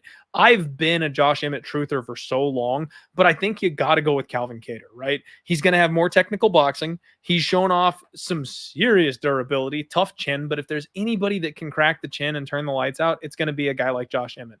Biggest puncher in the division. By far, you can never count the guy out, but I think Calvin Kattar deserves to be the favorite. He'll have a volume advantage, and I think he'll have a technical advantage. Frank, yep, just hit that one. I thought the Avs were going to win, but, I've had this entire NHL playoffs backwards the whole way through. Last year, I couldn't miss in the NHL playoffs. I destroyed the NHL playoffs. This year, folks, I stopped tweeting my NHL action because I've just been awful. I have not been able to call anything correctly. Kung Dao, I think the Avs are going to end up winning the cup, but the Rangers are definitely my number 2 pick, like 1A, 1B. Like, I know I'm supposed to get, you know what? I'll just say Rangers. I'll just sack up and I'll say the Rangers get it done. I think they beat the Avalanche. I think we're going to get an Avs and Rangers final, and that's just going to be a fun final. Yeah, Dan, I agree. I think there's going to be a lot of violence on this card. I could see a lot of fights going inside the distance. Let's see here. I can't see why Maddalena is close of odds to Ramazan. I'm 100% on Ramazan. Yeah, Ty, I talked about this one earlier in the card. We broke down the main card early, so that's the first fight we talked about. I think there's some stylistic reasons why Jack Maddalena should be able to get the win here. Being lined as the betting favorite, though, I don't necessarily agree with. I like fading people stepping up in competition. I know some guys that I really respect that are taking the dog shot on Ramazan. He opened up the favorite. So, yeah, I completely agree. Muy Bueno asking for Clint's ass shaving of the week. And guys, it's the one bet that I've made. Jake Matthews. I think Jake Matthews is going to capitalize on the overhype of Andre Fialho. I think he's going to show him another level of speed, well-rounded MMA game. And then I also think he can maybe capitalize on the guy just being a little bit too active recently. I think Jake Matthews knocks him out. All right. Well, guys, that'll do it for me. I got to get the family dinner. We've already been going for about 2.5 hours. So thank you all very much for sticking with me this evening. Hit the like button on the way out. If for some reason, some way you haven't already done that, make sure you stay tuned in here to Pup Sports Radio. We're back on the normal grind. No more vacation. I'll be back on Thursday for the total takedown, and then of course on Friday for the undefeated post weigh-in show. I've got some ground to make up, folks. We had a hell of a week a couple of 1 or 2 weeks ago, and then last week none of the dogs were barking. It seems like this week we'll have some barking dogs, so we'll see what we end up with. I will be tweeting out all of my picks once I get them out there for you. I hope you all have a wonderful evening, a wonderful rest of the week, and of course I'll be talking to you soon. Let's roll, everybody. See you next time.